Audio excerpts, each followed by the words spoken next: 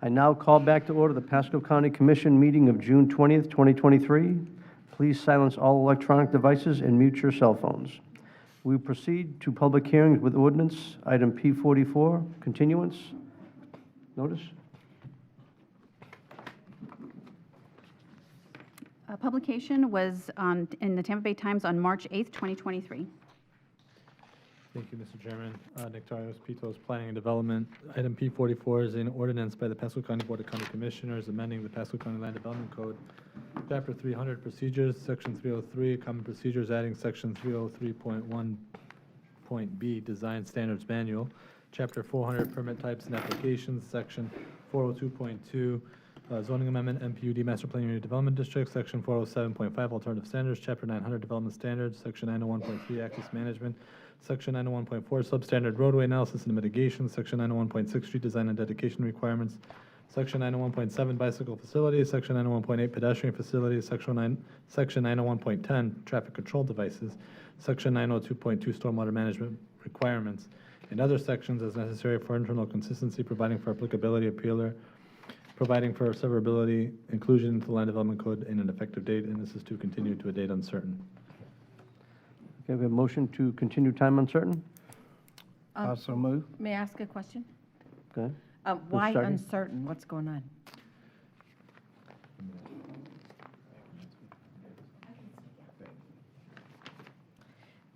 Commissioners Denise Hernandez, Planning and Development. For the record, basically it's being continued to a date uncertain because you have a new engineering services director, and we need to meet with Mr. Arin to speak about this.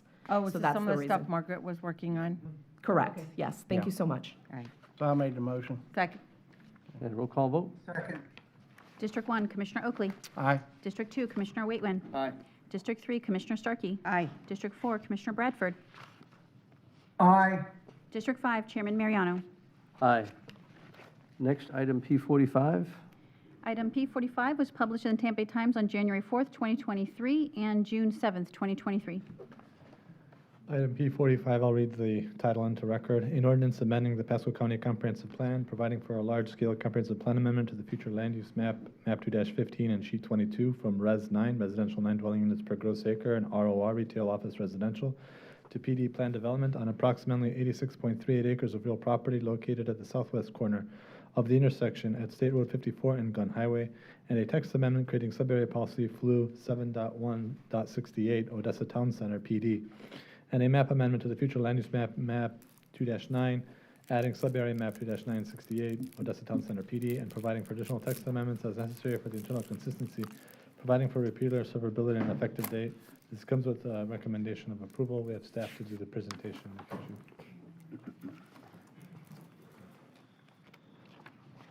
I believe there is someone to speak to the item. Well, I want everyone to see Commissioner it. I want everyone to see it, see the work that we did. Okay, let's do a presentation.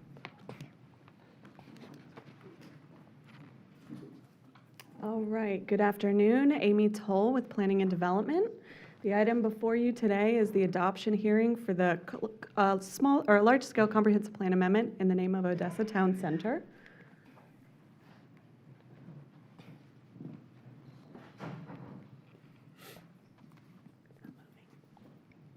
It moved. Not working. Okay. Sorry about that. So the proposal is a comprehensive plan amendment in the name of Odessa Town Center. The comprehensive plan amendment is amending the future land use, which is existing currently as Res 9, residential 9 dwelling units per gross acre, and ROR retail office residential to PD plan development. There's also an associated sub-area policy included in this plan amendment that establishes a series of 3 villages within this area, as well as guiding design principles to ensure connectivity, land use placement, and open space criteria involved within this plan development. The subject site is located generally at the southwest corner of State Road 54 and Gun Highway. And the property is located in the South Market area. Here is your visual for the aerial showing where it is located at the southwest corner of Gun Highway and Interlaken. And the future land use currently is ROR and Res 9. and the existing, or the proposed future land use is PD. So as most of you are aware, this is approximately a 2-year venture. We had a series of neighborhood meetings over the last couple years to gather input and information from the community to plan this area, to align with the intent of, what we wanted to establish here being a village core, prioritizing employment-generating uses. However, we did take into consideration the existing residents and kind of brought them involved into the planning aspect to see what they would like to see and how we can incorporate that into the plan development. So that was just a couple images of the neighborhood meetings that occurred. As a result, thank you, we had a consultant draft up 3 scenarios in relation to the comments that were received from the community. So scenario 1 was retaining status quo, meaning simply putting in multifamily. That is your normal type of development pattern. Scenario 2 was taking into consideration your existing uses and existing infrastructure and kind of retrofitting in a mixed-use type development. And scenario 3 was a complete overhaul, disregarding what the existing land uses were, and then completely overhauling that area. So with this plan, and after taking into consideration the community's wants and needs, we went with scenario 2. So this is going to be your conceptual plan that runs alongside the plan development. This conceptual plan establishes the different land use categories being villages. The 3 villages that you see here are villages EG, which is employment generating, village LI, which is light industry, and village MU being mixed use. The mixed use village is going to be your primary residentially led village that allows for multifamily. No single family will be incorporated in this area, so multifamily attached with commercial retail components as well. The EG area being your middle portion, or the yellow goldish color, that's going to be your employment generating. That is target industry led, employment generating led. No residential uses are permitted within this area. And then the IL or LI, light industry along Gun Highway and Interlaken. That area is prioritized to retain what's already existing, being your ROR future land use and your C2 zoning. So it kind of retained what was already existing, being commercial light industry led, with the opportunity to allow for residential to occur only if vertically integrated. So the proposed comprehensive plan amendment is consistent with the following policies. As you can note, policy flu 8.1.2 being your South Market area, policy flu 1.4.3 transitional land uses, policy flu 1.4.7 limits on industrial uses, policy flu 1.6.7 hierarchy of access, policy ED 1.4.4 limitations of conversions of important employment locations, policy flu 9.1.7 urban service area, and policy flu 1.8.7 and 1.8.10, which preserves the economic development of the area.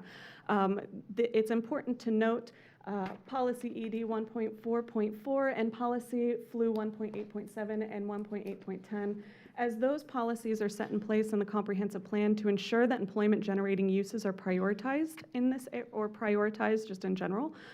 So with the Odessa Town Center, we ensured that the existing employment generating capacity within the ROR future land use was not diminished, and it was actually enhanced, as well as the creation of the employment generating village and the light industry village both retained the existing employment generating capacity along Gun Highway, as well as increased the employment generating capacity within this corridor itself.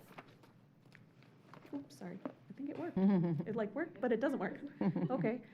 So with that, the recommendation is to find the proposed amendment consistent with the comprehensive plan and adopt by roll call vote. And I'd be happy to answer any questions that you may have. Any questions for staff? No questions. I'm just excited and grateful that we had this opportunity, and be very good for the community and the county, and the residents. Well, I like the way you had your public meetings and got the Oh, yeah. community involved. Yep. Commissioner Moyton. Thank you. Good work, Commissioner Starkey. This looks good. Yeah, Now, to protect it, based on the zonings yeah. that are in here, in Live Local in our discussion this morning, we need to condition or deed restrict the zonings that are in here, especially the job creating sites. How do we do that? I guess this is a county attorney question. Because I have several notes, and the same question is going to be a redundant theme throughout today's afternoon session. So how do we protect what's being created here and not eroding away to the Live Local issue? If the applicant, I think as Mr. Goldstein explained this morning, generally the MPUDs and the straight zonings that are, or Euclidean zonings that are coming forward are either deed restricting or conditioning their projects. You can, I don't believe it, you can't really put a sub-area policy on this that basically says you're not going to allow Live Local to apply. It has to be an applicant choice. The applicant here? Can I add, Commissioner- there's actually Commissioner one Wakeman? on your agenda, the Guyetto MPUD, where they have voluntarily agreed to not, that their mixed-use area will not be subject to Senate Bill 102. So we are handling it at the zoning stage as opposed to the comp plan stage. So Commissioner Wakeman? This is Commissioner Bradford, could you hang on for a minute? We'll just let Mr. Goldstein come, and then we'll come back to you. I'm sorry, I didn't hear it. Okay. So, trust me, all these have to go through me, and I don't let staff rezone to commercial industrial without addressing this issue. You can ask them. I yell at them all the time. Okay. Commissioner Bradford. I'm sorry. Sorry. Me? I got a question, and I don't know if it's for staff or the commissioner. What is Euclidean? What was that word, Euclidean? Euclidean zoning. Euclidean zoning What the is heck is that? is your otherwise known as your straight zoning categories. It is the C2, C1, MF1, those categories that are not planned development. Okay, thank you.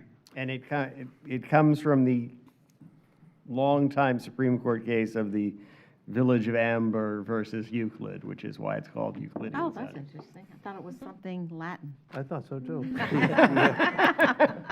We'll learn it today, Commissioner Bradford. Thank you. Yeah. Commissioner Wakeman. Thank you.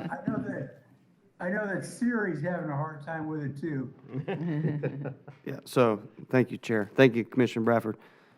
So, Mr. Goldstein, we vote on this today. We're not jeopardizing these zonings that are currently being proposed within this project.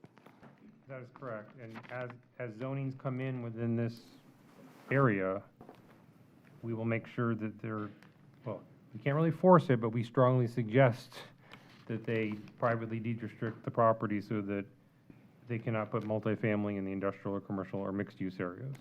If for some reason somebody refused to privately restrict it, I would make staff put some disclosure in the agenda memo saying that they refused to do it, so that the board was fully aware that they were refusing to do it. Why would So we- far, every project that's come in with commercial, mixed-use, or industrial, since the Live Local Act was adopted, they voluntarily have agreed to this condition. So, we're making a bet by voting on this today versus having that commitment before this vote. You don't have that commitment now. The problem is we can't impose it. So the And problem they is. they can't use it because this is a comp plan amendment. They'd have to have the zoning in place to be able to do that. Okay. In addition, just in this particular comprehensive plan amendment case, it's a county initiated. So it's been county led and brought to this point. I do Okay, Amy? also want to add, with this plan amendment, although it is going to PD, we do have some provisions in place that kind of allows for whoever is a current zoning district now that it's not going to impact them. But if there is any change proposed, they will have to amend to an MPUD at the time of rezoning. So, Okay.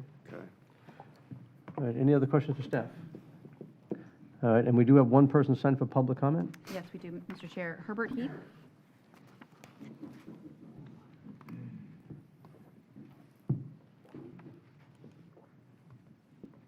Mr. Heap, if you would just state your name and address for the record, and then you can start.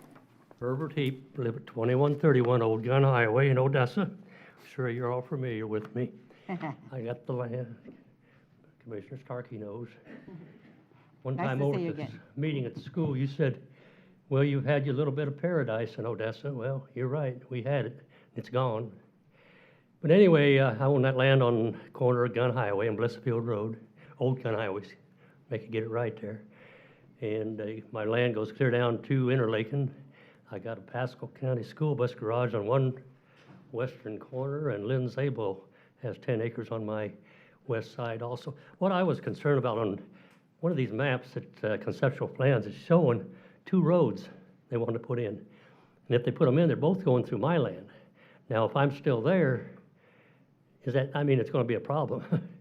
What I'm trying to say is, are they going to wait and do this after the land is developed or sold, or that's one of the problems. And then I've had quite a few people contact me, naturally, having that corner, and they think this dumb old guy doesn't know any difference and that what's going on in the neighborhood. But anyway, how am I going to figure it out? Does Pasco County want to help find a good developer and put in there? But you won't believe, I bet you I've got 100 letters, phone calls, people contacting me. Matter of fact, I've had to block some of them. One guy called me 8 times in one day. And his wife parked her Mercedes over there on Old Gun Highway, and she would get out and walk up and down the road taking pictures. This went on for about 3 months until I blocked their phones, and I guess they decided I didn't want to sell. But anyway, this is some of the questions. I own on that corner. I guess I'm sort of tying everything up in the Odessa Town Center. You know, all I want to know is I would sell. As you all know, I lost my wife March 6th, and I'm doing this alone now. And I know you all know me, and I just want to know, are you going to run me out of there? So, Mr. Starkey. yeah, we've tried to explain this at the Planning Commission and at our meeting before, but maybe we have I'm not sure who is the right person to speak to you outside. Mr. Carvalho, so we can explain to him how it works. Someone from planning could probably handle that. But we have a new, okay. Maybe, sir, if you could, maybe wait to the end of this meeting, and then we'll get you with a staff person. Yeah, sit down yeah, and let's talk wait to. till this If is you over, just- but you just hang in there. no one's going to run you off. Okay. And no one's going to put a road over your property. That isn't how it works, but we will, maybe I'll just bring you into my office and we'll sit down with staff and we'll help explain to you what it is. Because I know there have been people circling all around here who have been trying to take advantage of some people there. And, you know, what we did in doing this was increase all their property values, but not everyone understands how development works. It's complicated, especially in this kind of change of plan. So why don't I get you into my office and we'll work, we'll help you. I appreciate it. So just if I get somebody, just talk to me honestly. Right. And quit trying to, I can't say all those words in here, but anyway. Bamboozle. Because, yeah, and I was thinking, you know, we got that big tower up there on the corner, got a lot of vultures on it. Well, we got a lot of vultures circling my property. Yes. Circling me and trying to get a hold of it. We'll help you. Anyway, okay, I'll get out of your way. I just, And you I know you you're aware of me. You sent us pictures of the storage facility going up right across from you. Yeah, they're and- working on it now. So I went and looked at it, and the fence was improperly placed. And is the fence down, or has it been moved? No, they cut a hole in the fence. Well, I tell you, they originally had a gate there, and they had a walk-through gate and a drive-through gate. Well, seems like one night they mysteriously disappeared. So they put a fence back up. And anyway, they've taken the fence down. They're running concrete trucks on Monmouth Avenue. They're running construction trucks. All the construction trade goes in and out. And I talked to Mark Blanton about it, and he says, well, Pasco County says we're going to have to fix that road up to where they have the fence tore down, and there was some survey stakes up, but nobody's done a thing. It's So just what's business going, as usual. what's going on there is you know that we put in this rule that if you're putting in a storage facility, you have to have the retail in front. And they did that. There's, I don't know if it's a Dunkin' Donuts or something up in the front and a cookie store. And then now the storage facility is going in the back. But they put the fence in incorrectly, and this is something that I'm going to talk about in commissioners' items. And they put it on the property line, so there was no landscaping and they have to buffer that fence from the residential all around it. And so hopefully we will get someone to make sure they're doing that, because I thought we did, and Katie. All right, So we'll follow up with So that. so when you get to your conversation with him, you're going to Yeah, and discuss all that? Katie's waiting back there. My assistant's waiting in the back to talk to you. Okay, and you're also aware that on the west side of that property is a 50-foot county right-of-way, and he doesn't own that. So they're not allowed to use that. I see they're bulldozing in there, maybe made arrangements with the county. So if I could, let me end this conversation between Yep. the two of you? Okay, thank you. Take care of it afterwards? Okay, want me to Yeah. take a seat? Okay. All right, and her assistant's right in the back. Okay, If you wanna Oh, wave. if they're taking out the trees on the county right-of-way, I'm not going to be happy, because it's all full of oak trees. okay, thank you. Okay. Is there anyone else who'd like to speak to this item? I have no one else signed up for this item and no one on I think we WebEx for should this make the item. attorney, who worked very hard on this, come up, since he's retiring. He's not listening, and he's not coming. Okay. Well, I want to thank Joel, too. On his own, he came to some of the community meetings and really tried to help explain how the property rights works and the development works, so that people understood it wasn't a taking of anything, but really, at the end, it was increasing their property values and taking out uncertainty to what uses could be, and so therefore adding value. Am I saying that right, Joel? Okay. Okay. All right, so do I have a motion? I move. Second. And roll call vote? District 1, Commissioner Oakley. Aye. District 2, Commissioner Waitman. District 3, Commissioner Starkey. Aye. District 4, Commissioner Bradford. Aye. District 5, Chairman Mariano. Aye. It's item P46. Commissioner Waitman, do you want to vote on that? Say aye loudly. What are you telling me to do? Is that? We've made the motion. It's been approved. We've got 4 votes so far. Commissioner Waitman. Aye. Okay. Unanimous. Unanimous it is. Okay, item P46. Item P46 was published in the Tampa Bay Times on May 3rd, 2023, and by affidavit of certified mailings and site postings. Thank you, Mr. Chairman.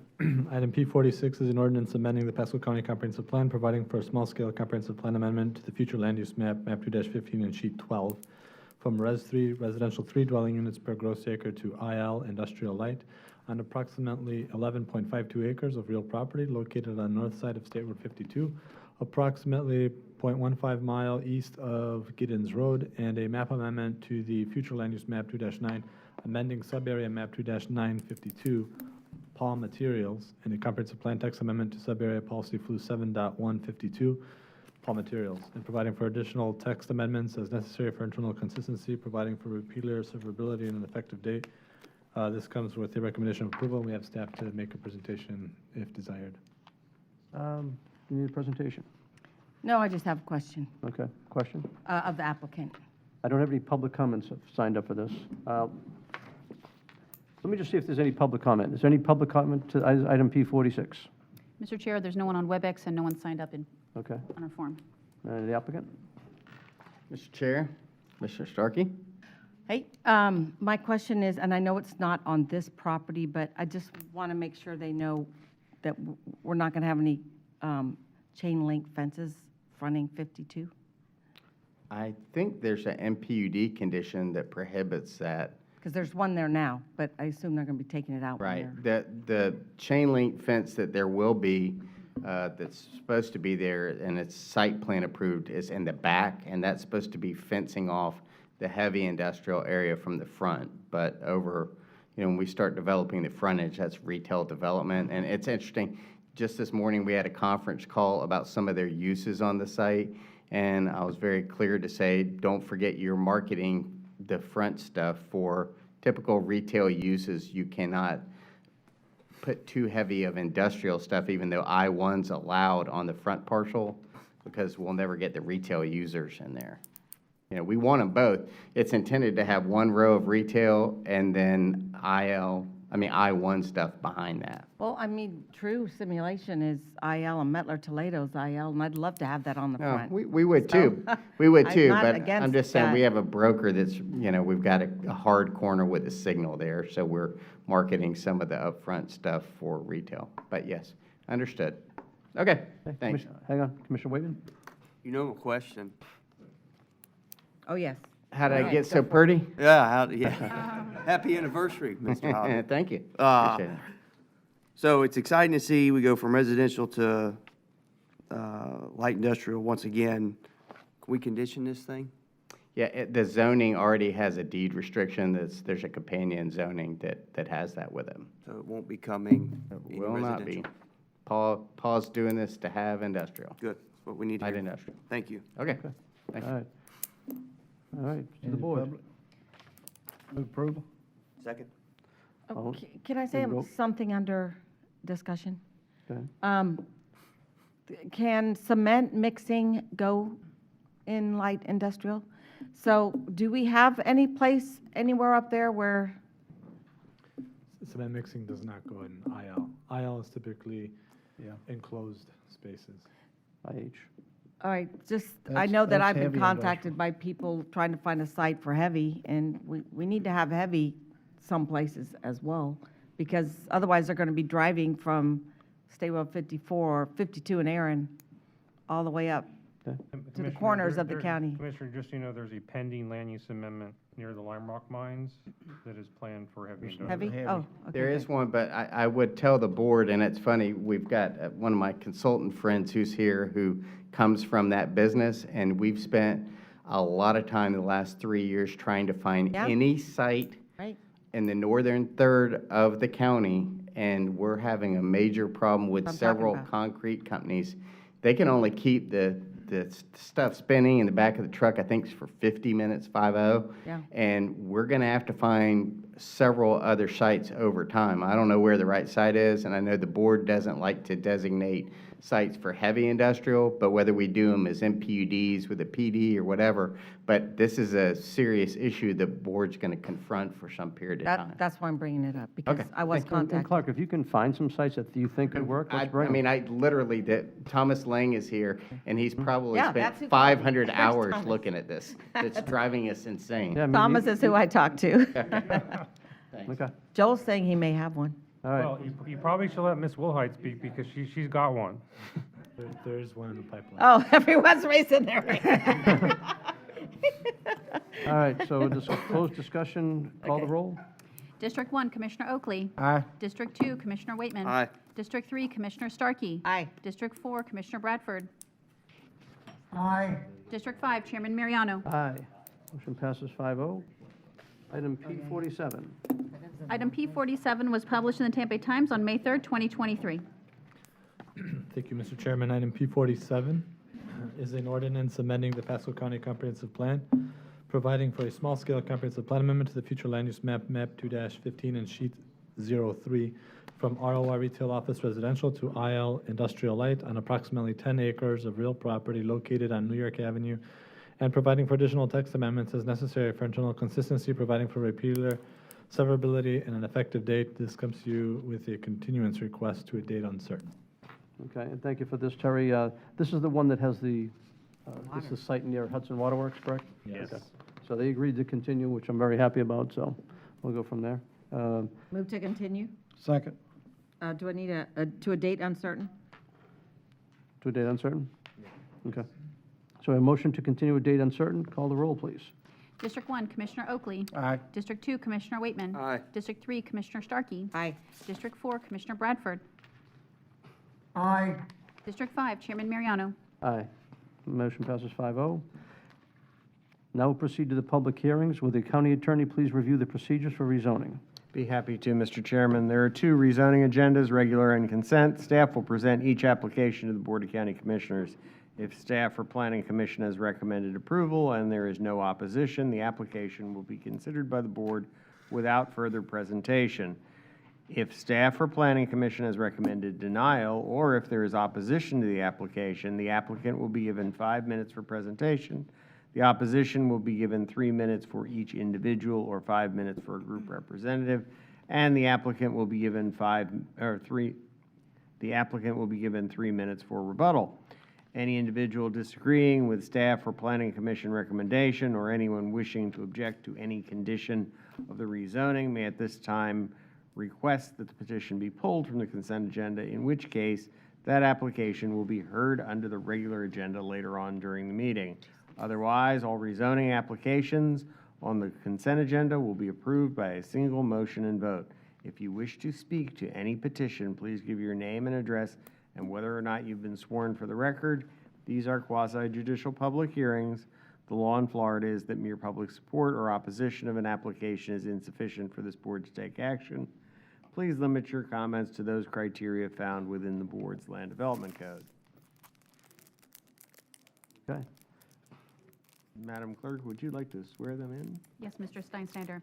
If you are here to speak on any of the items that are that are to come, if you could stand if you're able to and raise your right hands, I will go ahead and swear you in. Okay. All right. Do you swear or affirm the testimony you're about to give is the truth, so help you God? Thank you. You may be seated. Okay, thank you. Today we have 5 public hearings on consent agenda and 1 item that is a continuance. We'll start with P-48, the continuance. Item P-48 was published in the Tampa Bay Times on May 3rd, 2023. Good afternoon, Mr. Chair, Commissioners. Denise Hernandez. Item P-48 is PDD 237701. It's a zoning amendment for Dignity Funeral Services, Inc., Michaels and Lundquist. And the request is to continue the item to a date uncertain. Motion. I'll move. Second. And roll call vote. District 1, Commissioner Oakley. Aye. District 2, Commissioner Waitman. Aye. District 3, Commissioner Starkey. Aye. District 4, Commissioner Bradford. Aye. District 5, Chairman Mariano. Aye. Motion Mr. Chairman, passes by can vote. we move to item P-53, please, P-53, as well? okay, P-53. Item P-53 was published in Tampa Bay Times on June 7th, 2023, and by affidavit of certified mailings and site postings. P-53 is PDD 230238. It's CPA 2209 Greenfield Del Webb River Reserve PD. The applicant has requested a continuance to the August 22nd, 2023 Board of County Commissioners meeting at 1:30 in Newport Richey. Very good. Mr. Chairman, this was shown as a action item for the board. If there's anybody in the audience that cannot make the continuance date and would like to speak today, they may, but if they speak today, they will lose their opportunity to do so on August 22nd. Okay. Is there anyone in the audience that did want to speak to item P-53 that can't make it? Okay. Mr. I Chair, see- there's no one on WebEx for this item either. Okay, and I see the applicant, she may want to add something.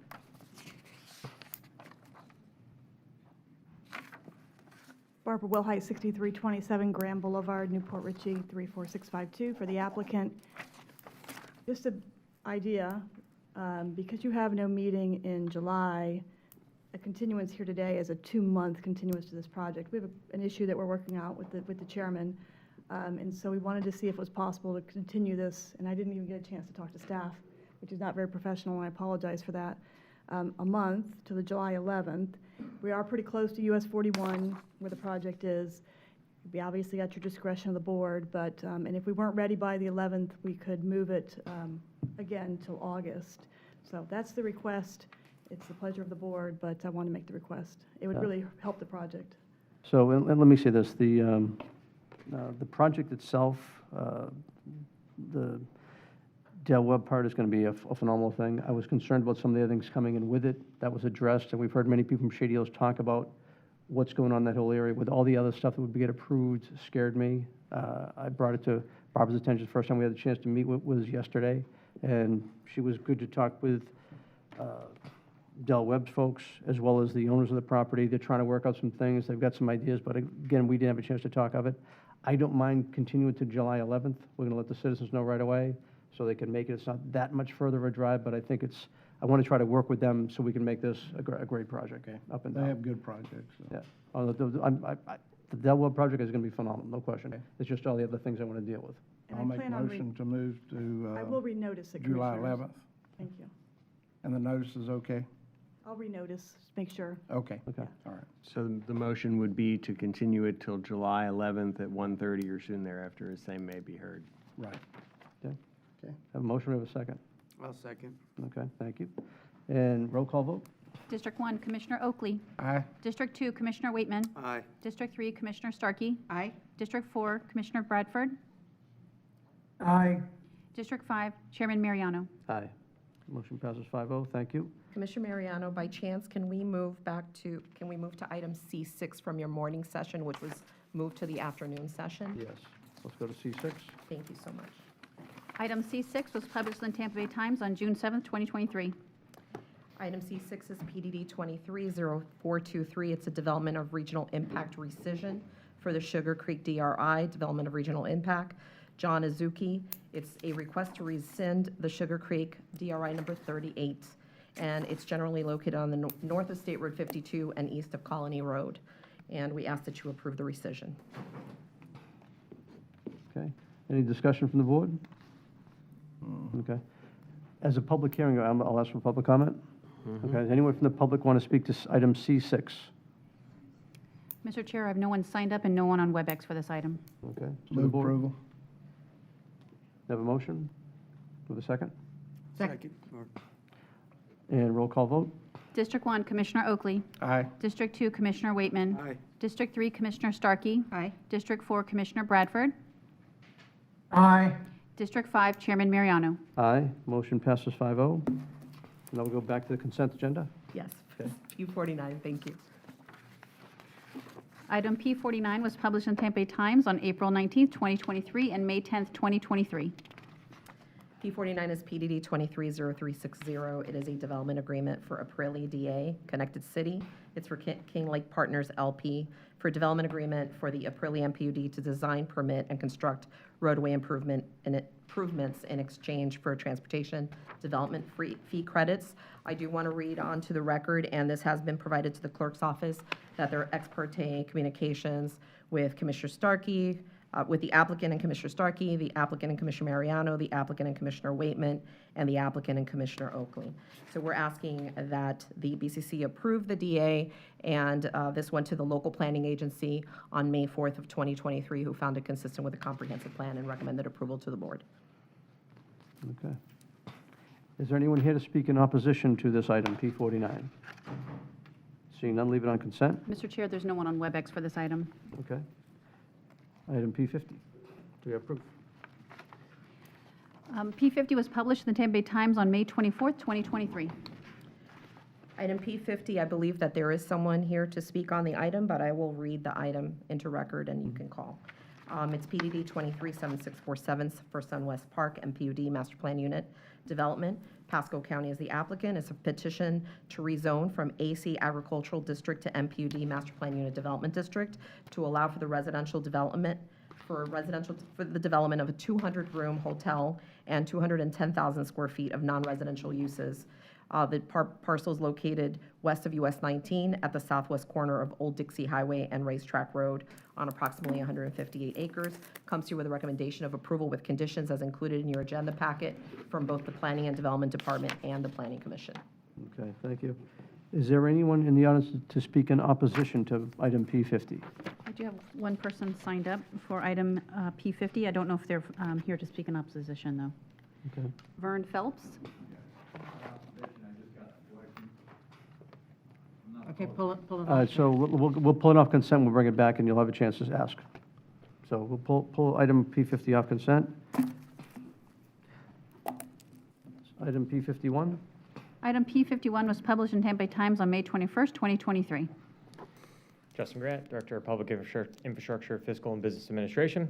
Item P51 is a resolution by the Board of County Commissioners of Pasco County, Florida, designated an area commonly known as Bear Creek Townhomes as a streetlight service area for streetlight improvements and to levy assessments against the property benefiting by the street lighting improvements in accordance with Pasco County Code of Ordinances, Chapter 94, Article 3, Sections 94 through 46 and through 94-56. We have a presentation prepared if there's public comment. Okay, we'll just see what's on consent. So is anyone here to speak in opposition to P51? I have no one signed up and no one on WebEx for item Okay. P51. We'll leave it on consent. Item P52, do we have proof? Yes, item P52 was published in the Tampa Bay Times on May 21st, 2023. Item P-52 is a resolution by the Board of County Commissioners of Pasco County, Florida, authorizing an upgrade to the street lighting improvements and an assessment rate increase for the Lakeside Streetlight Service Area in accordance with Pasco County Code of Ordinances, Chapter 94, Article 2, Sections 94-46 through 94-56. Okay. Is there anyone in the audience here to speak against item P52? Anyone on WebEx? No one's on WebEx, and I have no one signed up either. Okay. Leave it on consent. That concludes the consent agenda. May I have a motion? Move approval. Second. All in favor, say aye. Aye. Roll call. I'm sorry, roll call. District 1, Commissioner Oakley. Aye. District 2, Commissioner Waitman. Aye. District 3, Commissioner Starkey. Aye. District 4, Commissioner Bradford. Aye. District 5, Chairman Mariano. Aye. Motion passes 5-0. Let's go back to item P50. Sir, if you want to approach. And your name and address for the record, and you've been sworn.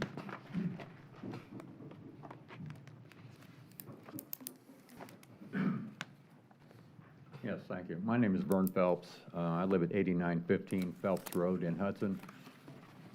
It is adjacent to SunWest. Pasco County street signs, the green signs with the white lettering, that's a county-maintained road, correct?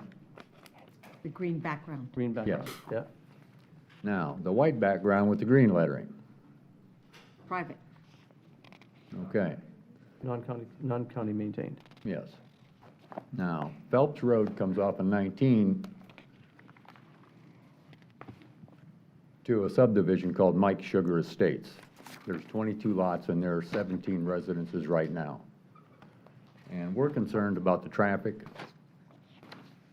that could be brought into that area. SunWest Park has already brought a lot of traffic down our street. Now, when Gary Grubbs leased that property from Billy Hunt, he paved the last section of Phelps Road, 219. Racetrack Road basically dead-ended right at Phelps, and then you had to make a left turn to go to 19.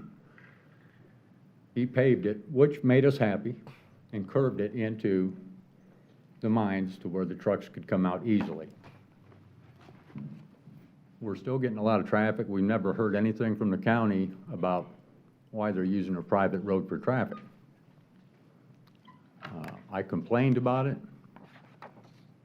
I even come down and talked to Code Enforcement, Road and Bridge. Pasco County put a stop sign where we come out, coming to 19, so we have to stop because Racetrack Road comes into it.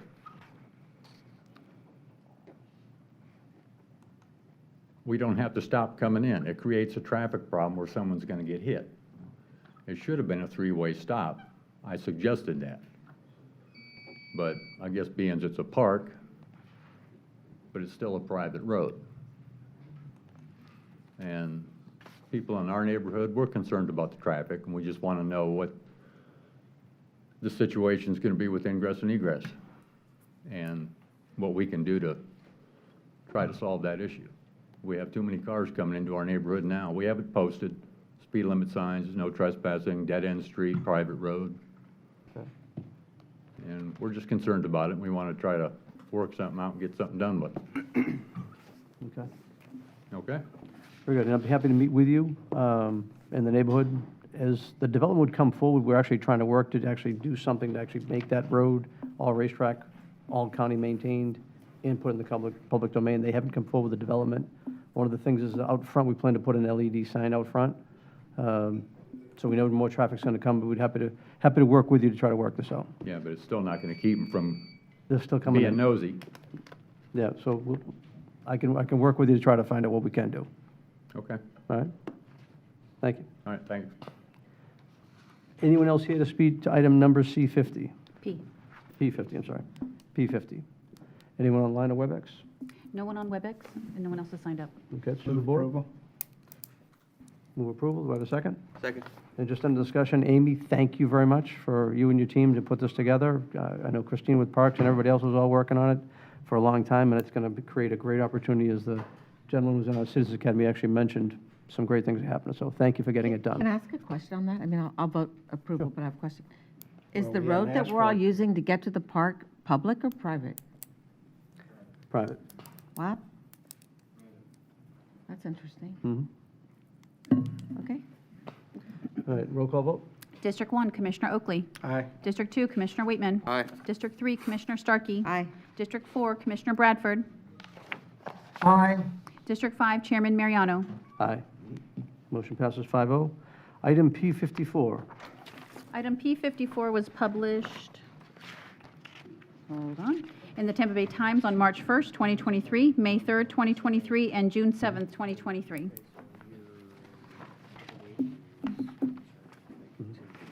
Okay. So on this item, this was continued to this date. We had closed public comment, and we had a request in for the applicant to try to get land to connect down to the south. And they have done that at this point.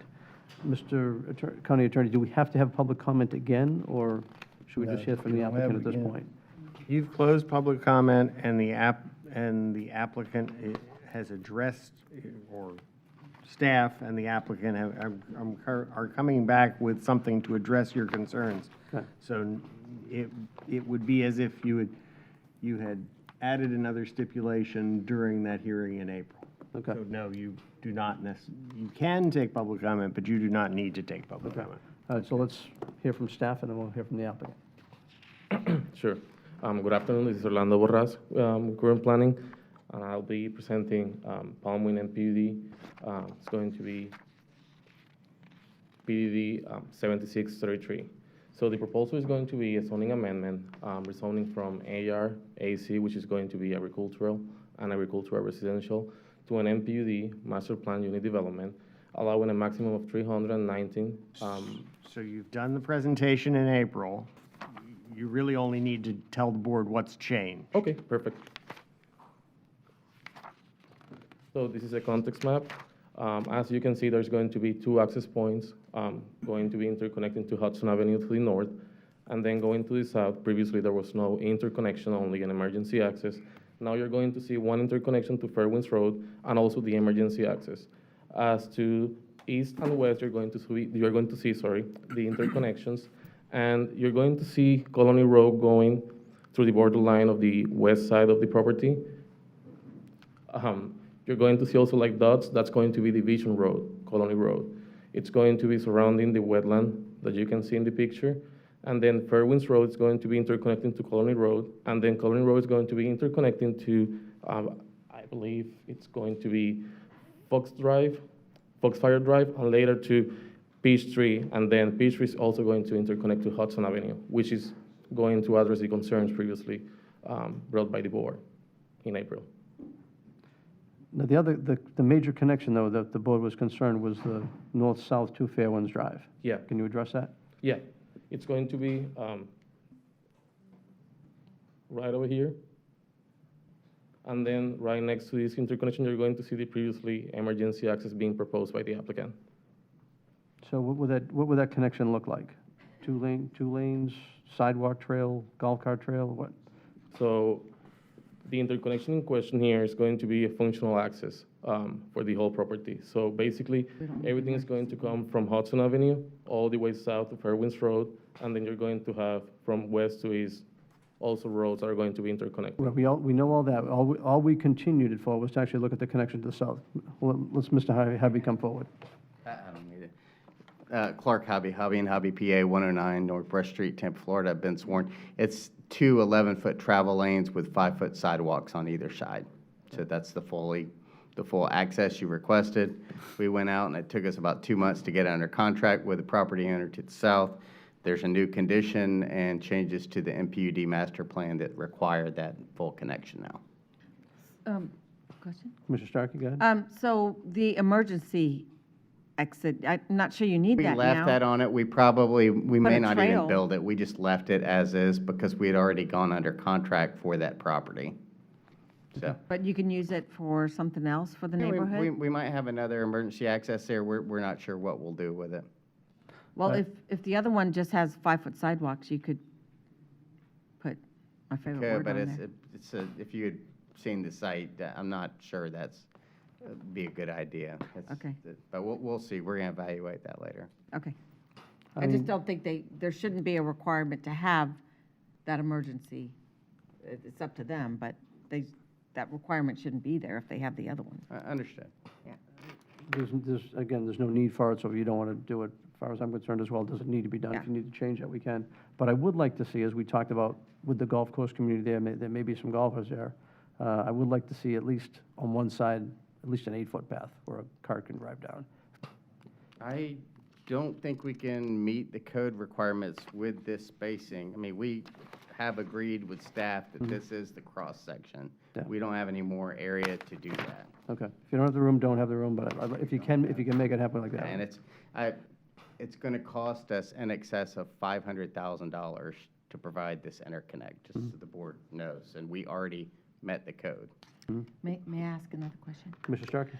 And sorry, it's been a while since I met with you Right. guys, so I don't remember what the plan is for this development.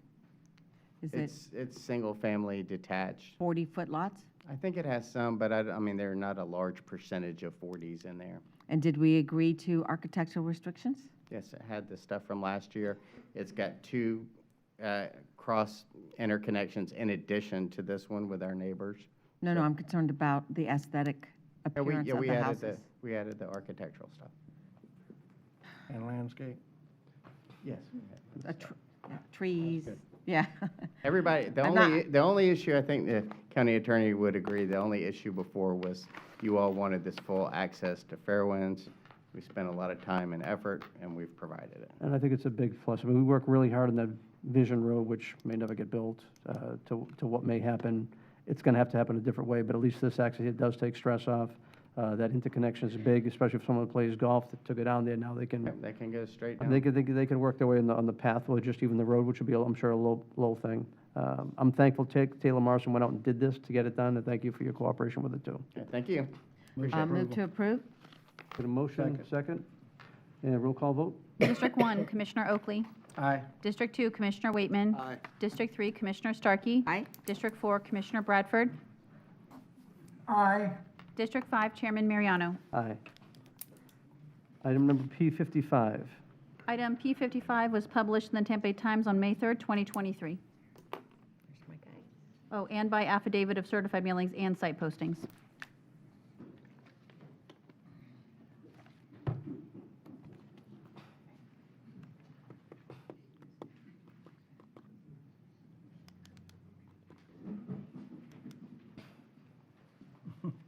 Sorry about that. Are we working? Yes. All right, Amy Heiler, long-range planning, or excuse me, Amy Toll, long-range planning. So the item before you is actually the companion zoning amendment to the Odessa Town Center. The proposed rezoning petition is in the name of Guyetto MPUD Master Plan Unit Development. It is a rezoning from C2 General Commercial and AR Agricultural Residential to MPUD Master Plan Unit Development, located generally at the southwest corner of State Road 54 and Gun Highway. The proposal is a mixed-use product or project, proposing approximately 12,000 square feet of commercial retail and 320 multifamily units. The 12,000 square feet of commercial retail is intended to be vertically integrated, located along State Road 54. Subject property is located in the South Market area and urban service area. Here's a general context map just to show you where the project is located. As you can see to the north, that's going to be your Starkey Ranch. And to the southwest, you have Trinity Communities, Ashley Lakes Community. To the east, southeast of Gun Highway along State Road 54. There is a Odessa Elementary School to the south in proximity, as well as the Pasco County Bus Depot, which abuts the property to the south along Interlaken. Here's your location map for the proposed project area, subject site. The map showing your current zoning district and your future land use. As we know, currently the future land use was RR and Res 6, or Res 9, excuse me. We have now approved this to PD. I went ahead and added a trails map as well. I think it's important to highlight this as part of the Guyetto plan. Currently, we have, as you see, the green dashed area. The Guyetto developers agreed to ensure that enhanced connectivity, trail and pedestrian connectivity occur within the Guyetto site, as it is the first MPD Master Plan Unit Development District to come into the Odessa Town Center PD plan development. So as you can see along the western edge, the applicant has agreed to construct a multi-use path along the western edge, extending through the boundary as well as past their boundary. They have agreed to complete that connection to the Interlaken Road. So there will be a trail connection from Interlaken all the way north to State Road 54. Their concept plan you will see on a separate slide. The conceptual plan will have the mixed-use vertically integrated retail along State Road 54. So the intent is to ensure that users who use Interlaken also have sufficient connectivity to that retail component of the site. Additionally, you will see the trail going through the blue area being the Guyetto project. That trail is also will be developed to the project edge with the intent to be constructed all the way to Old Gun Highway, north along Old Gun Highway, and then the Lowe's project will complete that connection to Gun and 54, overall completing the connection to the Orange Belt Trail and the Pasco County Trail System as well.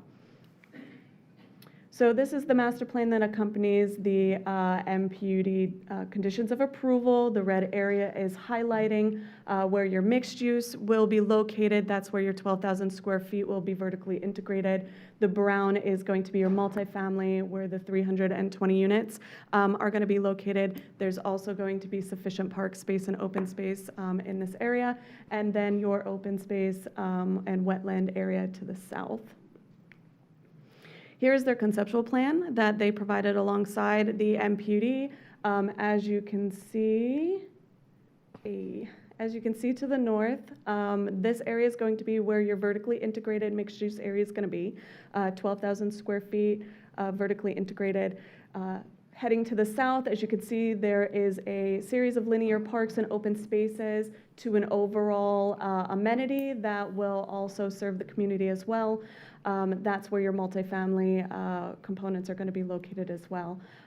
There are trails, as you can see, along the western edge. That's where your trail is going to meander, as well as through the center of the project. So the applicant is requesting 2 variations from the code with this master plan unit development. The 2 variations being LDC section 905.1E, neighborhood parks. They're requesting a reduction in neighborhood parks because this is a multifamily product, and they are ensuring that sufficient open space and park facilities are accommodated within the Guyetto project to uphold the intent of the code. Parks and Recs, we worked with Park and Recs Natural Resources on this project or on this variation, and it is supported by Parks as well as PDD because what they're proposing still aligns with the intent of the code, since the code primarily speaks to open spaces for single-family type development, so this is a multifamily development. As well as LDC section 402.5D. The reason why we added this to the variation request, the code specifically requires a condition or a variation, or I'm sorry, a use permit for those areas or those sites that may sell alcohol or whatnot adjacent to schools, daycares, and public facilities such as that within a 1,000-foot buffer. Although the site is not within, or although this project is not within a 1,000-foot buffer, we went ahead and approved or supported this variation request because there is a daycare to the north, a school to the south, and a church to the west, which is approximately 1,500 feet away. So with that being said, we recognize shifts can occur in the future, so we went ahead and authorized the variation from this to allow for the alcoholic beverages to occur within this area. And with that, we recommend approval to the approval of the proposed rezoning with conditions, and I'd be happy to answer any questions that you may have. Okay, thank you. Commissioner Starkey. Well, is the applicant going to show any of their beautiful pictures? No? From last He time. didn't bring any. Oh, really? You don't have any pictures of what it looks like? He's retired, remember? He's retired. You're sloughing off in your I had to retirement. cancel my tea time to get here, so. Oh, For the record, Joel Tu, land use consultant for the applicant, Palm Harbor, Florida. We do have them, if you'd like You to have see been them. sworn, Mr. I have been Chairman. sworn. We do have them, seriously, if you would like to see them. yeah. And I'll We have, worked hard I'll on have it. Ms. Barrero get those ready to tee up. I'll do a brief intro, and then she can show those to you. While Christie's getting that ready, I have the privilege representing Altus Cardinal Living. They are a high-quality mixed-use developer based in Miami. They have an exciting downtown St. Petersburg project underway now, actually in construction as part of the downtown St. Pete mixed-use program. This will be their first venture into Pasco County. They've gotten to know you for 2 years now, working on this project, but it's been a good 2 years. And I did not speak on the plan amendment, but just basically with respect to that, it's really admirable that the county staff and Commissioner Starkey were able to work through a donut hole that, as you guys know, this is really at Main and Main in Pasco County, given its position on State Road 54 across from Starkey Ranch. Everything around it essentially is developed. And the problem, of course, was over 20 landowners and trying to figure out a way to have a cohesive plan of development. For example, and this is why the Guyetto parcel became so important, my clients have it under contract to close immediately upon zoning approval, but the situation there is the front of that parcel already has C2 strip commercial zoning. So the front was at risk of being developed into traditional out parcels Chicken, Taco Bell. with uses that you would rather not have there. So the advantage is we have a mixed-use developer who has committed, and in fact, it's mandatory in these zoning conditions. You'll see that doing vertical mixed use on the frontage buildings is actually mandatory. The entire first floor of both buildings, which is why it's 12,000 square feet, that is the building footprint. That all has to be retail or office uses with the apartments above it. So we convert what could have been traditional 54 strip retail frontage into a quality mixed use entry, and then we put the multifamily units behind it.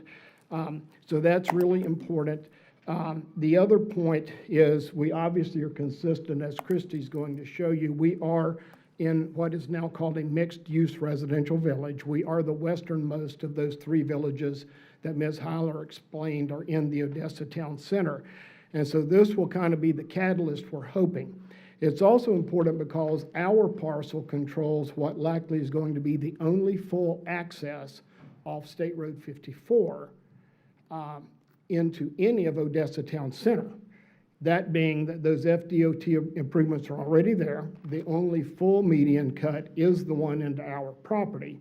And we've already had Steve Henry work with DOT, and Mr. Carbella's office has supported that to ensure that we keep that median opening as a full median opening.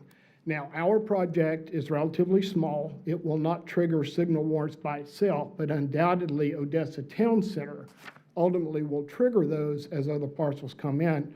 So we've agreed that if and when the FDOT signal warrants are met so that it can be signalized, we're obligated in our conditions to contribute our proportionate share for that signalization. In the meantime, at Commissioner Starkey's request, because we know how much she loves trails, we did agree to not only build the full, and this is a full 16-foot multi-purpose trail. This is the big kahuna. We agreed to build that not only along our entire west boundary from 54 South, but as Ms. Heiler said, we also have now agreed to extend it off-site all the way to Interlaken, which is critical because then it connects to the sidewalk, to the existing elementary school, and ultimately to the main trail that comes up through Trinity Communities just west of us. We're also building our portion of the east-west segment of the trail that then will continue down Blissfield. So that's the background on it. These two variations, I just want to point out, they have to be written up and approved as variations, but as you probably recognize, these both have become standard in any multifamily project. Parks and Natural Resources always support and agree with the 10% park factor as a standard variation. And also, the real reason in my mind for the alcoholic beverage waiver on the 1,000-foot setback isn't really so much the existing uses. What we've learned is anytime you approve a mixed-use community, you by definition are introducing mixed uses and hospitality uses and restaurants and craft breweries and wine bars in the middle of a mixed-use project. We may very well have a daycare in our own project that, would then technically be a conflict. So we've learned it's smart to get those approvals in advance, and then the other people coming in know that it's already there. Last comment before I ask Christie if she can go through the concept plan. The last comment is getting to Commissioner Waitman's comment that I overheard earlier. I wasn't here this morning, but I think I got the gist of what the issue is. Would you like a recap? No, I think I understand it, and I think that Mr. Goldstein is taking care of that. In our MPUD conditions, if you look at condition number 50, he in fact did draft, and my clients have voluntarily agreed to his condition that makes it very clear that they waive any right for any imposition of the preemption from the state statute. And we understand we're asking to be approved as vertical mixed use. They're going to build vertical mixed use, and they understand the zoning is conditioned upon that. And the only people that can ever change that zoning condition are the 5 of you on the board. So you have yourself to blame if that ever gets changed, not us. So that's all I have to say, and I think Christy Barrero can quickly run through you the concept plan, and I assume you do have a few of the samples of their product. Thank you. Good afternoon, Christy Barrero with Height Design. I have been sworn. So we have a couple of graphics to share, and I believe that we've shared these with you all when we've met individually in the past. But just want to kind of go over the site in a little bit more detail. So as Amy mentioned, the first 2 buildings that are going to be along State Road 52, the bottom floor, 54, the bottom floor is going to be retail uses, and then above that will be the apartment uses. I'm not sure the order of these. Yep. So what you're looking at here is between 2 of the buildings. We showed those linear parks and that walking space, so that pedestrian area. The plan is to have a little bit different pavement to, again, show, where the pedestrians should be going and where the cars should be slowing down. We'll also have landscaping. So this is showing that entrance as well. So this one really shows in between those 2 first buildings on 54. We'd like to have a plaza there where we can have some outdoor seating, depending on what sort of retail will go there. But we definitely want that to be an activated area for the residents as well as the patrons of those retail uses. And can I stop you there for 1 second? And Commissioner Waitman, I'm doing this with almost everyone who comes into my office with something like this. I'd say you need to build a place where I can go hang out on a Saturday night. Not, me or someone in the community, because we're not building places like that. I mean, and so this is, makes for a wonderful little hangout spot. So I think it'll be very successful. It's hard to codify that, isn't it? Yeah. It is difficult. It is. And so this is a different angle of those front buildings. Again, you can see the umbrellas with outdoor seating, the larger windows for the retail areas with the residential above that. And so those are the quick graphics. I think they were in a little bit of reverse order. So this would be the entrance to the community, kind of looking south down that linear park space. This would be the next area between buildings. So these buildings you can see would just be residential. That'd be the next group behind the first set. And then you can see as you're looking down this street, the buildings at the edge of the project, and that will be where the clubhouse is proposed with the pool and the amenities behind that, as well as the large lake on the very southern part of the property. So just a nice walkway between the project. So yeah, the client is very excited about constructing in Pasco County. This is the first one in the county, so they're eager to get started. And so one of the things that the client did was pulled the buildings up to the internal road, which kind of gives that road some, I don't know, sense of place, I guess. And because that is the main road into the development. And the idea behind all of this when we're done with it, because there's other areas that are zoned multifamily, but not to this intensity. There won't be any really single-family homes in here, most likely. It's going to be commercial, a little industrial, and multifamily. It's like its own village. It was kind of where we were going with it all, so excited about the opportunities. No, great work. And we have a very good quality developer here who was very patient. And I want to thank Anthony Guyetto, too, for hanging in there. He's my neighbor, former neighbor across the street from our ranch office, so. Very good. Great. Any other questions? Any questions? Commissioner Waitman? I do. So are these renderings like legitimately what we're going to be seeing when this is built? We are, yes, these will be very close to Like what is style, built. not necessarily color, but like what we're seeing is Yes, what we so can they have expect. developed this product in other places, obviously not Pasco County, but this will be very similar to what you see.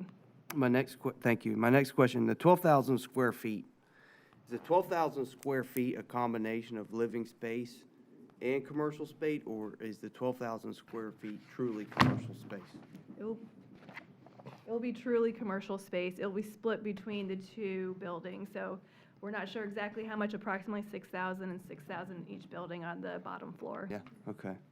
And then, my final comment, Mr. Tu and I talked about this on a different project, the reduction of, I'm always kind of hesitant on the reduction of park space. I know park says yes. Can you please help me understand what's the trade-off again for reducing the green space and the park space for what?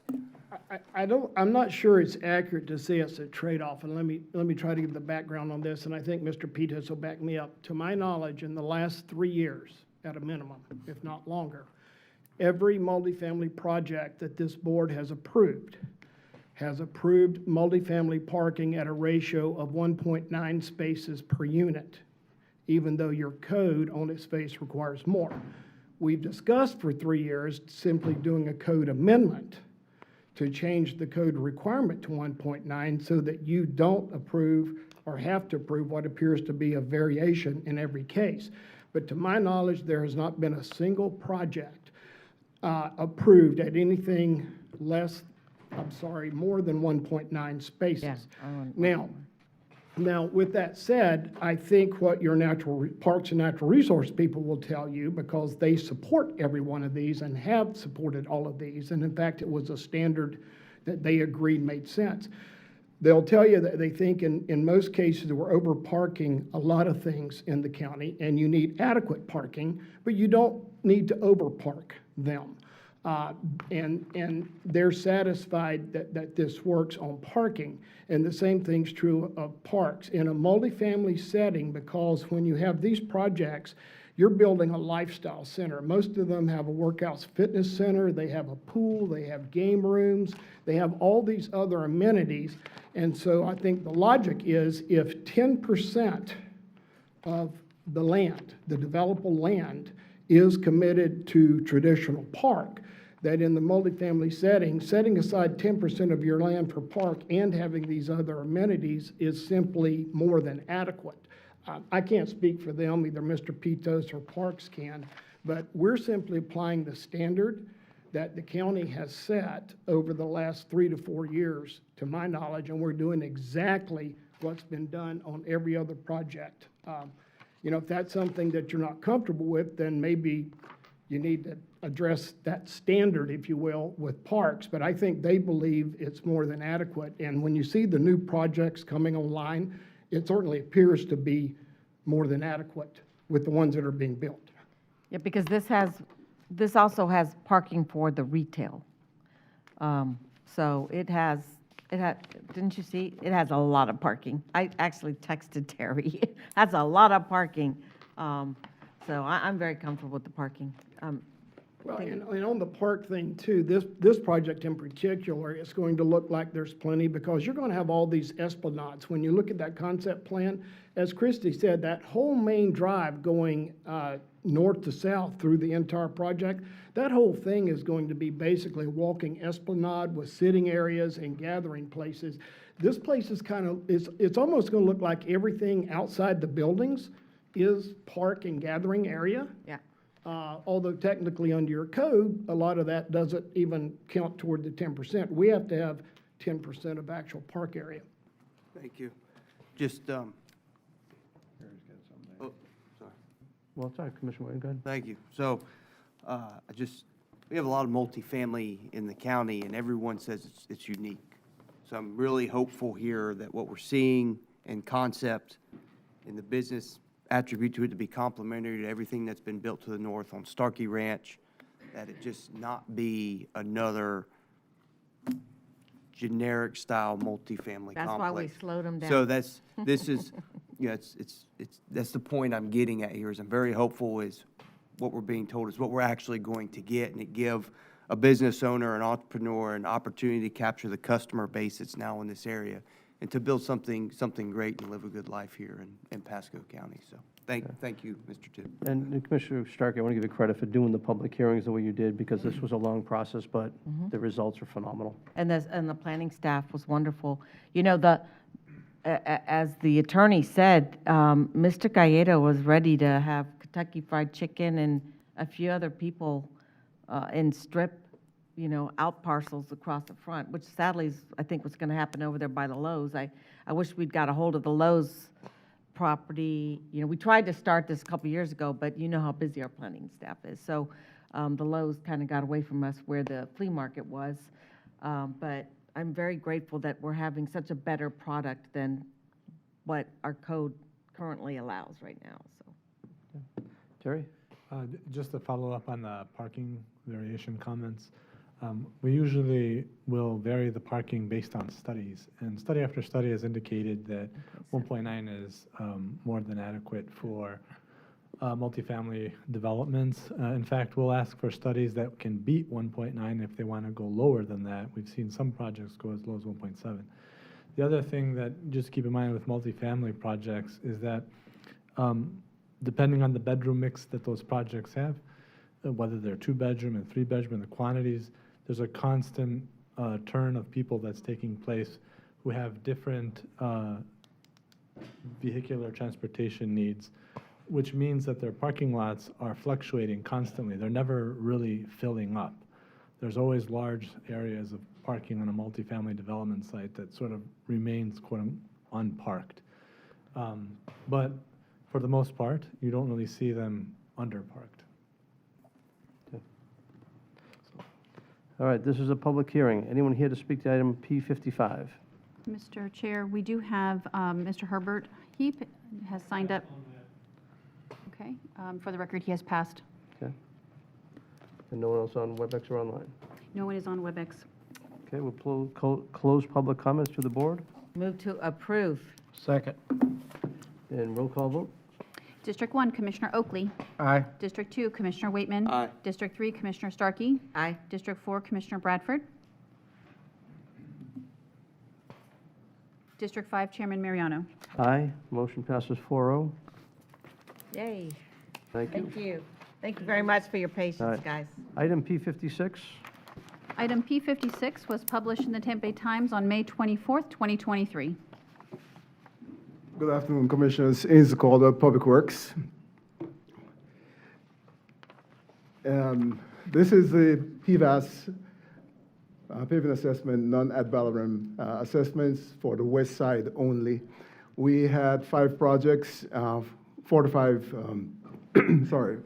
streets 8.47 miles. We sent out 947 notification letters, and we had 4 written objections. In terms of objections, we got 2 from Driftwood Village, and there were Joan Alves, Noel Rodriguez. We also got 2 from Trinity Oaks, Thousand Oaks, Maria Boak, and John Hansky. And I'm asking for a motion to receive and file these objections. Move to receive and file. Second. All in favor, roll call vote. District 1, Commissioner Oakley. Aye. District 2, Commissioner Waitman. Aye. District 3, Commissioner Starkey. Aye. District 4, Commissioner Bradford. Aye. District 5, Chairman Mariano. Aye. And this is by way of summary for both the east side and the west side. We'll be taking the east side to the board next month. There will be a total of 8 projects, pavement assessment project, 53 roads, 9.62 miles. And in terms of the assessment, it's just over $1.322 million. In terms of what will be collected during the tax year, it will be $311,952.67. And in total, we will be mailing out some 1,082 letters.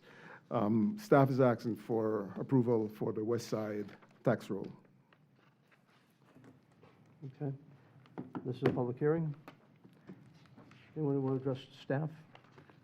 Okay, public hearing. Anyone in the audience like to speak to item P-56? Either on WebEx or online? I have no one on WebEx for this item. Okay. Move approval.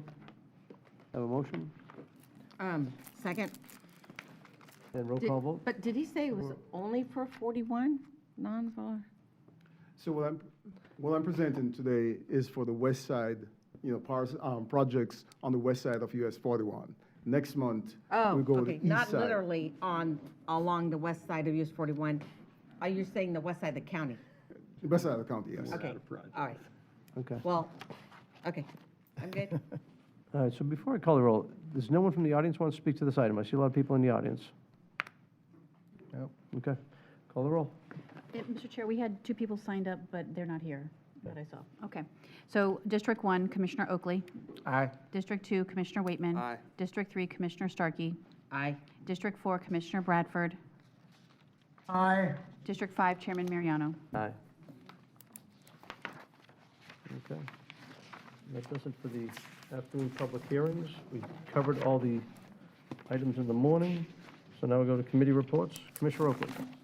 Okay. I believe I have some pictures to show, I believe. Maybe. So, like I said earlier, I went out and visited different projects that had 40 and 50-foot lots. Well, there we go. We'll start off with that. So we had the Fireman Awards meeting there, and what do you call that, Land? I guess that's Land O'Lakes or Lutz, that address. Gets confusing along 54, but it was a well-attended event. Not only the people that are joining our firemen, our EMS, and drivers. I mean, there was like 25 new employees coming into the fire department. So, but it was a great event, and the families were very much a part of it. I will say one thing with our firemen: they have a brotherhood that reaches out to all of us, and you can tell that they are very much a family. So, and we certainly appreciate everything they do to that protect us and do the right thing for us throughout our county. So. And this was last Friday. We had this access to East Pasco County. There was quite a board panel there that I was proud to be sitting there. So, but it actually everybody was talking about my district pretty much. And I kind of like that when they're talking about my district. So. And y'all gotta like it, because if they're talking about mine, they're leaving yours alone, so. But no, it was a very good event. I think we had a lot of good questions there. I think we gave a lot of good information for the folks there that were attending, probably 100 or plus people, and it was a Chamber of Commerce, Dade City Chamber of Commerce event, so, but very well attended, so. and went out to Persimmon, which Marie has a hard time saying Persimmon Hill, but the persimmon gets her. But I was in the fruit business, so I've learned that word from years ago. But went out to look at this project and see the different architecture on the houses and just get a visit and actually see the landscape. And they had quite a bit more landscaping than some projects in the county, which I think we've all been talking about, those projects that do not have much. They have not, in this project, they have very nice trees and very nice project in our county. So I think they go on to the next picture. We went to Bexley. Bexley, I think, this picture here is this is Dale Webb. Dale Webb has a very beautiful project. I mean, there's 40s and 50s in here, but I can tell you, with their landscaping and all, they do a great job of presenting those homes. And I'll be honest with you, they don't look like 40 and 50s where I've seen that are not necessarily what we want in a county, but that is a very good project. I believe they told me that in Palmetto Ridge, which come to us later on, they have a portion of that land in Palmetto Ridge is going to be a Dale Webb. So very nice product. And then we got, this is a rental community here, Bridgehaven. As you can see, very nice. Got some good landscape. I would say the houses are on bigger, seem like they're all bigger lots. Is this the American Homes? Yes, that's the same, yeah. No, this is off of Chauncey Road. If you go down Marsh Bridge and take a right on Chauncey, go back to the west, and it's just down there on the left. But very nice product. The homes all look much bigger to conform to what's nearby or the neighbors. So they did that. If I wanted to be critical about anything and they had landscaping, their amenity there, they had very good landscaping around it, a lot. They could use a little more around the houses, I think, but they've done a good job and they look very nice and very clean. Commissioner Oakley, one of my comments, thank you. Yes. Apparently this was platted before these guys came in, but that road is so wide, it's going to be a racetrack. And I told them if they wanted. What road are you talking about? This road here is really This one here? wide. Yeah. This one inside the development? The street is wider than our normal requirements. So, I'm fine if they wanted to do on-street parking in this neighborhood. This is a perfect example where it would slow the traffic down and keep everyone safer, but that is a super wide street. And your engineers here will tell you, people will drive as fast as the conditions of the road are. Well, I don't care what speed limit you put on it. coming and going, and I didn't see anyone basically speeding. But They were. that is a known fact that people drive to the condition of the road, correct? Yeah, so that's going to be a problem in here, so I'm all for on-street parking. Well, I'll touch on it a little bit. I'll pass that on to them. I'll talk to them. If you look at the top of the picture, from what I see, I get two cars. I don't know if they're parked or not. Looks like And there's they plenty of might be.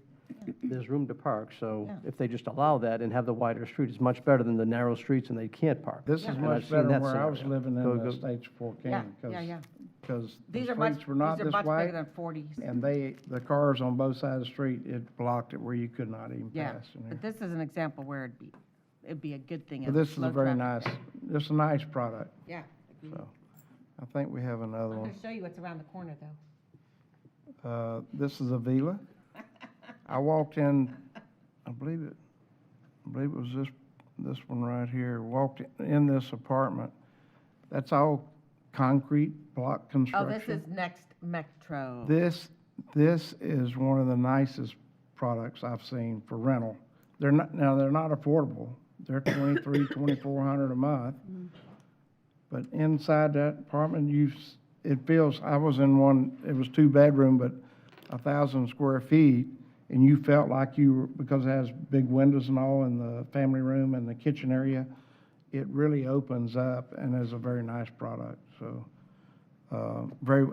if there's a storm, you need to come here because it's going to be there. It's built that well. But all this was, and they have private garages that you can rent.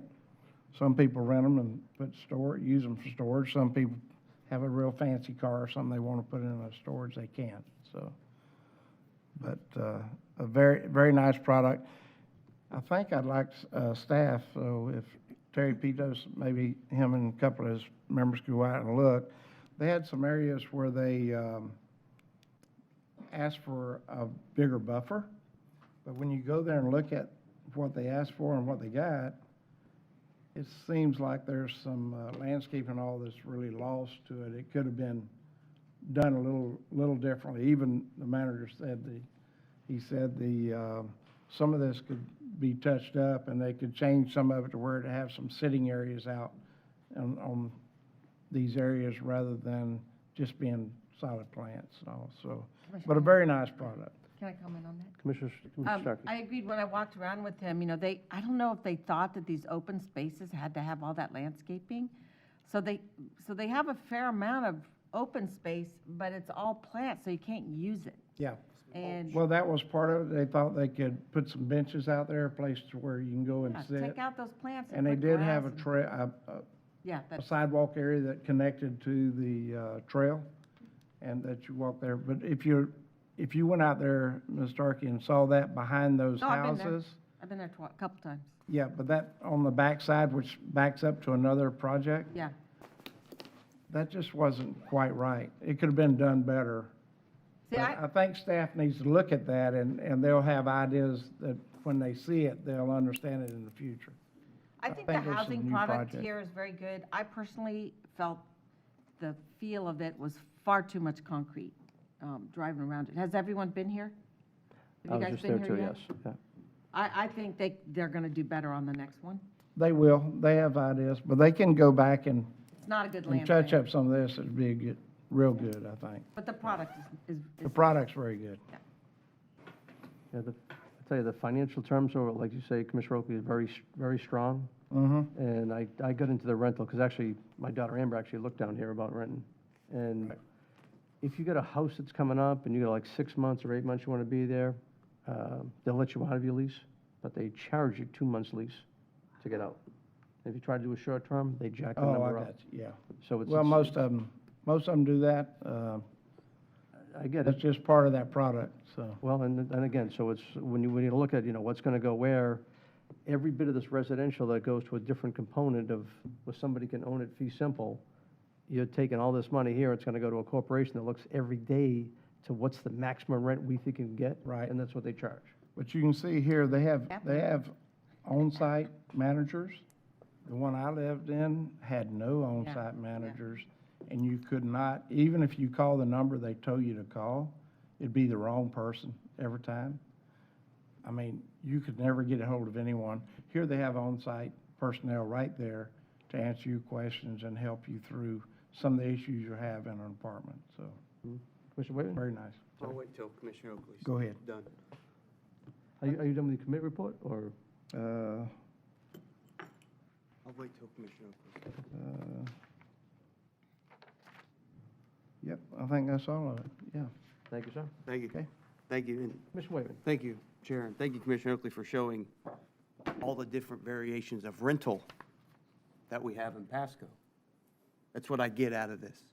We have live local rental, we have your mixed-use rental, we have our standard apartment box rental, we have the next Metro rental, we have our. Well, some of this was for sale, so the we first have- pictures were for sale houses, We have 500,000. that type of rental. Then we have our, the American Homes for Rent style that are deconstructed apartments that aren't on platted. I just think as we move forward, there's so many types of variation of what is rental in our county that I hope, at least I am, my office is very critical of, okay, is this rental? What type of rental? Does it fit?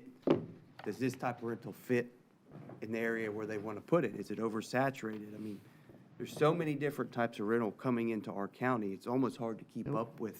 The last product What it that you is. saw, Avila, that was on 15 acres and 150 units. Yeah, see, like, theirs It was is. very nice, Yeah, very nice. toward it. They're, those aren't vertical rentals. Horizontal. Yes. Yes.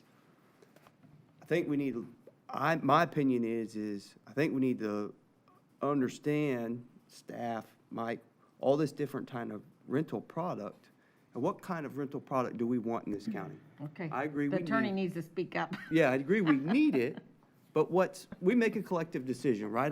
there's so many different types of rental. Within the law. Right, that's Well, what I'm saying. What the So- commissioner is nudging me to do, and I was going to let you continue with your comments. Let's let him finish. Okay. So my point is, there's Well, why make them? so many Let's let him different finish, please. variations of rental coming into our county, and each one kind of has its own identity and its own makeup and its own market base, which I appreciate. I'm trying to figure out what type of rental works the best in Pasco and what we want to see here. Because we see some rental that we're not proud of, and then there's some rentals like, hey, that's pretty good stuff, right? Like where he So, lived. I'll just leave it at that, let county attorney take over. Well, what Commissioner Starkey wants me to say is, which is true, and I have said it from time to time, you can't regulate rental. When you're making a land use decision, it's a land use decision on single-family or multifamily. It's a land use type, not the form of ownership. That's not within your land use decision-making capability. Now, having said that, there are ways from a land use perspective and a design perspective, if the legislature hasn't taken everything away from you all, that you can make the product, whether it's rental or whether it's single-family, look like single-family and have the landscaping and design characteristics of single-family, whether the form of ownership is they're renting them out or not. I'm not necessarily, my concern isn't who owns it, as long as the property's platted. If it's going to be a single-family style rental, I want the property platted, and eventually it can be sold off as a single-family home product. I'm a huge believer in home ownership. And so that's the type of rental, like I said, on our built-to-rent, platted. You can own as many as you want, whoever it is, but they need to be platted in case one day they sell off and they can I be agree owned. with you. At some point, I mean, you've even seen it in the multifamily low-rise market, where in the last big boom, they made a bunch of the rental multifamily condominiumized, and they sold them off. What would be your traditional apartment complex.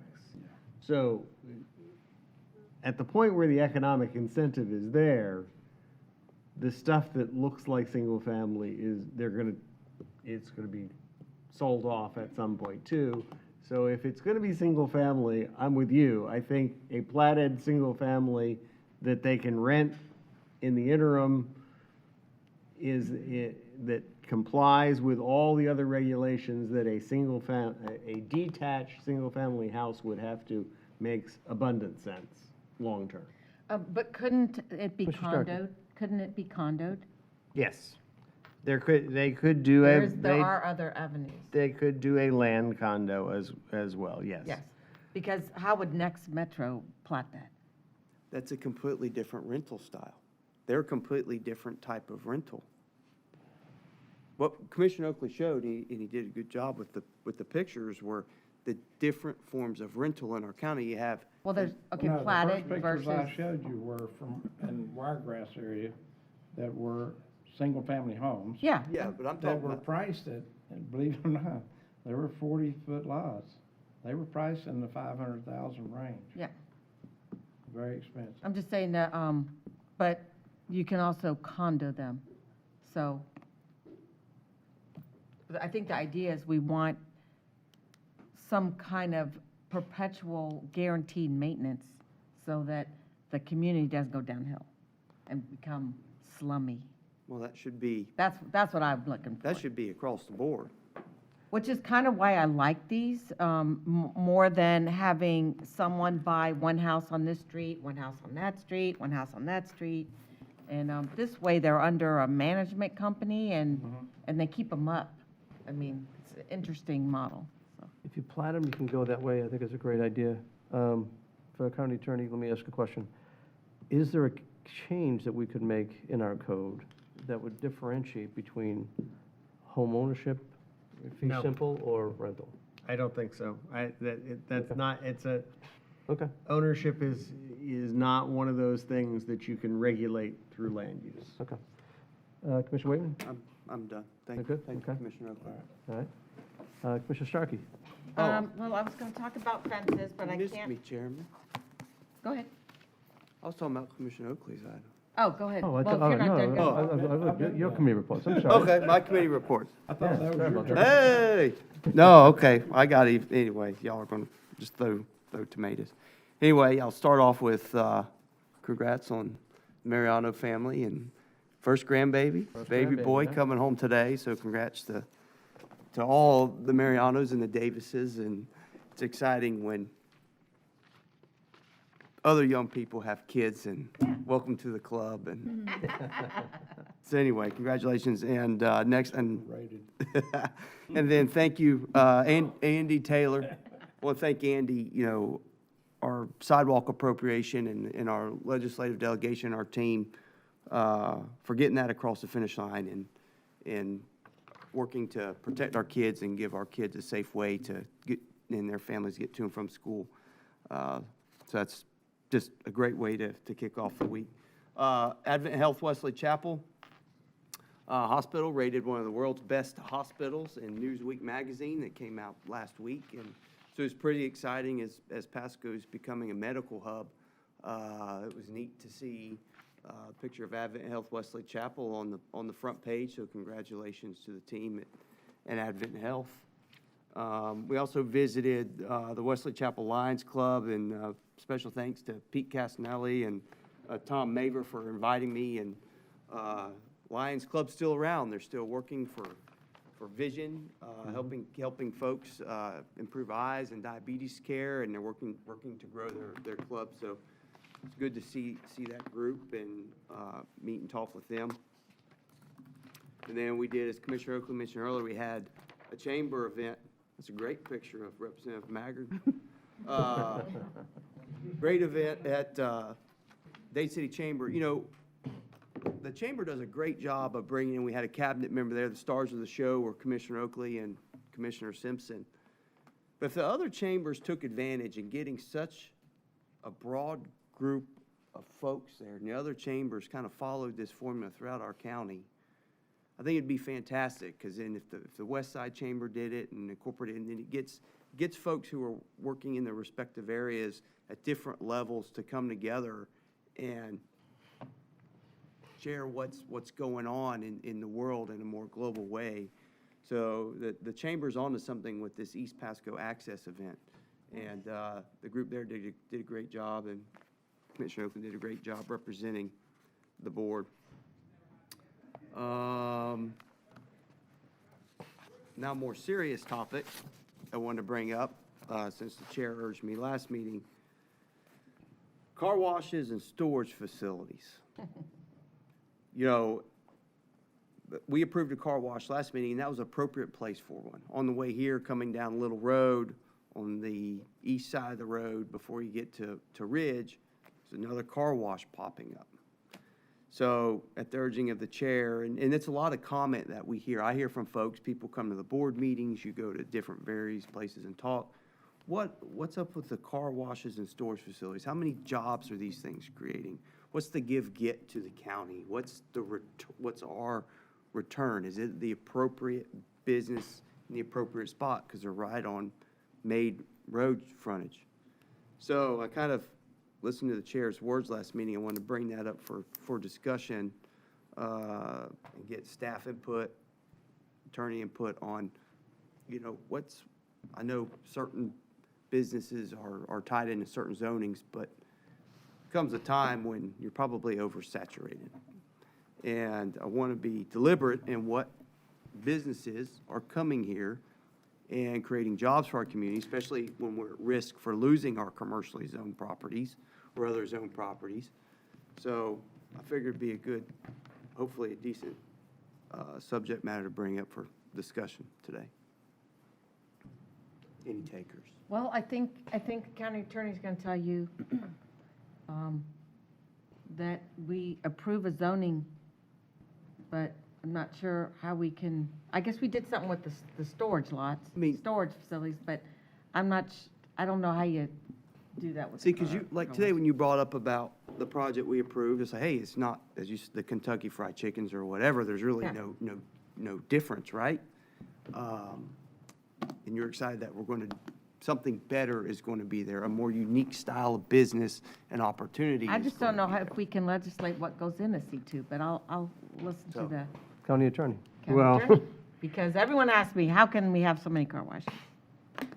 Well, if car wash is a permitted C2 use, no, you can't. Yeah. Now, you're the ones who determine what is a C2 use. So if you made car wash as a conditional use or a special exception, if there was a legitimate nexus to make it, to put higher standards on it, then you could do that through your land development code.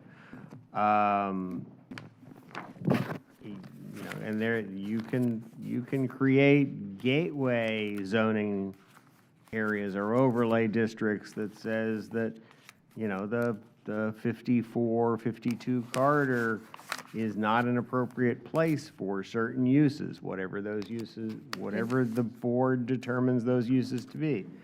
Again, assuming the legislature doesn't take that use away, take that away from you. But you can do that through your land development code.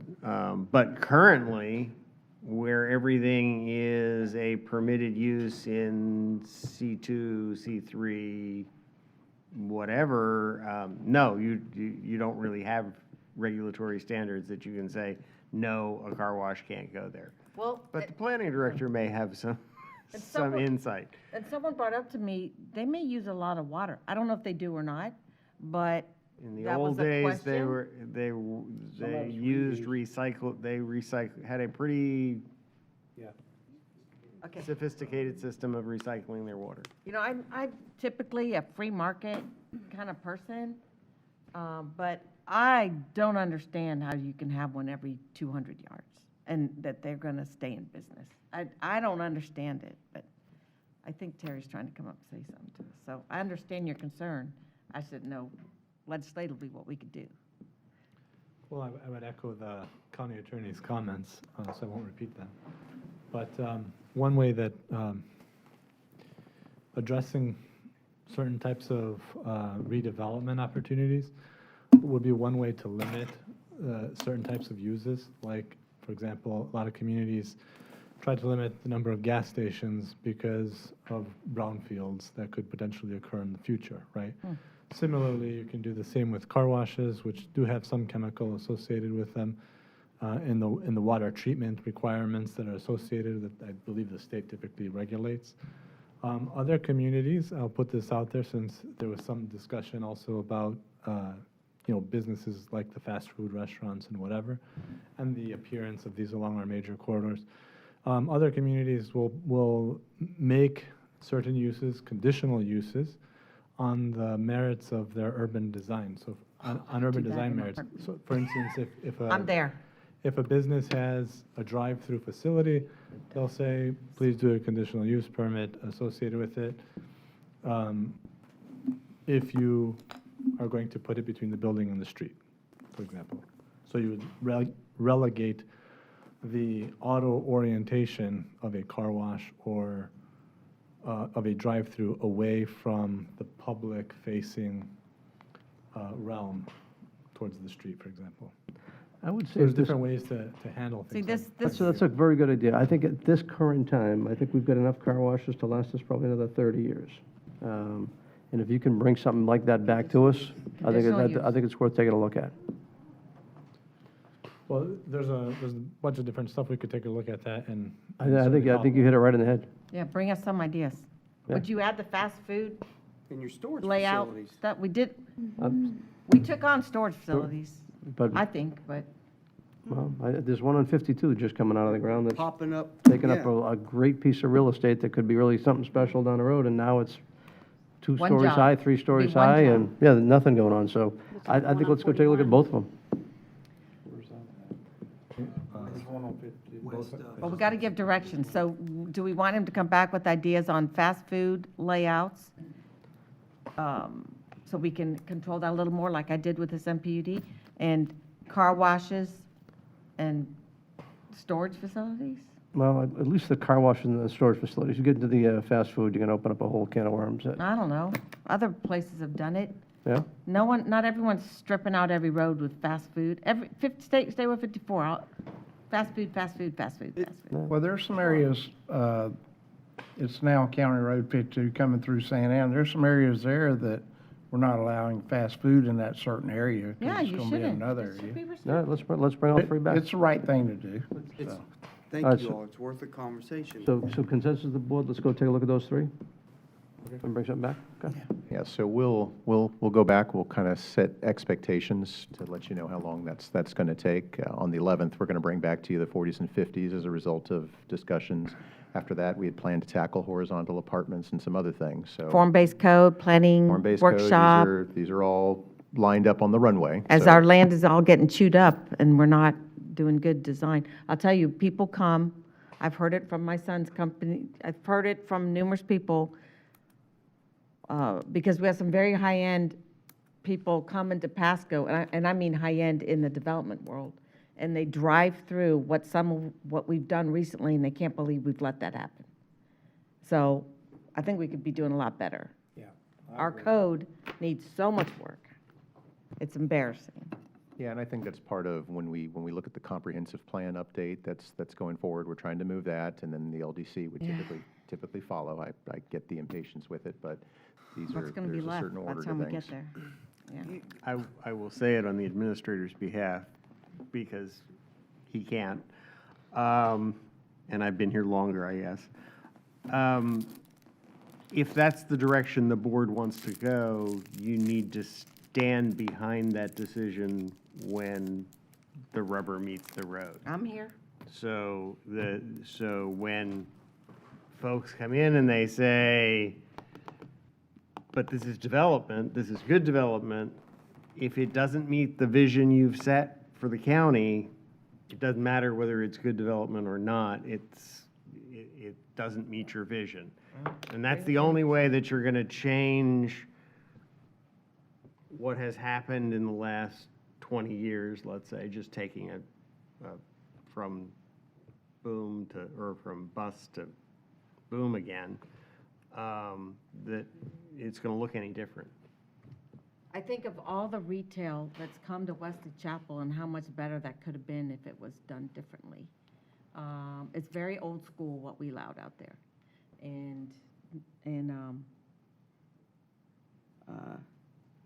very car-centric and not, it's just, it'll take a generation before it gets fixed, but I think we could do better. I think so. That's Commissioner why Waitman, anything else? Thank you. No, and thank you, board, for sharing in these thoughts and conversation pieces. That's why it's so important, like with Newport Corners coming in and what's going on in Odessa Town Center. Challenge to think bigger, do better. Let's keep improving our identity and what we have here. Yeah.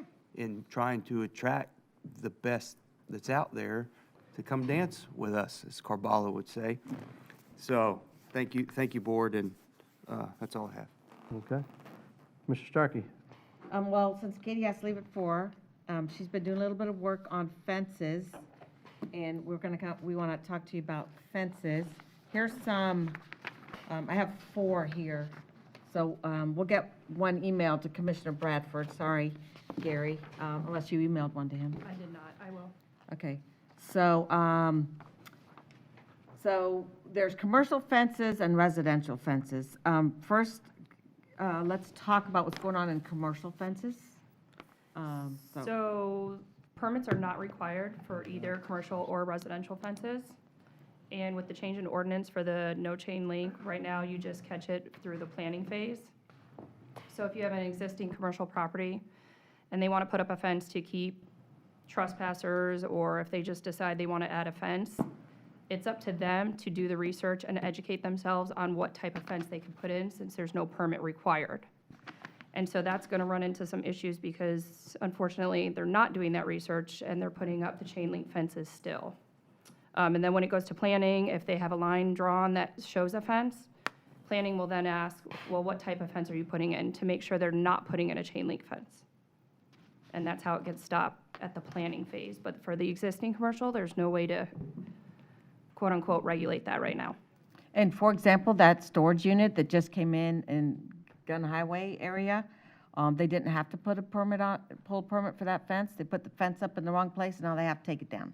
And they have to move it because they have to have landscaping. And so it'll cost businesses money,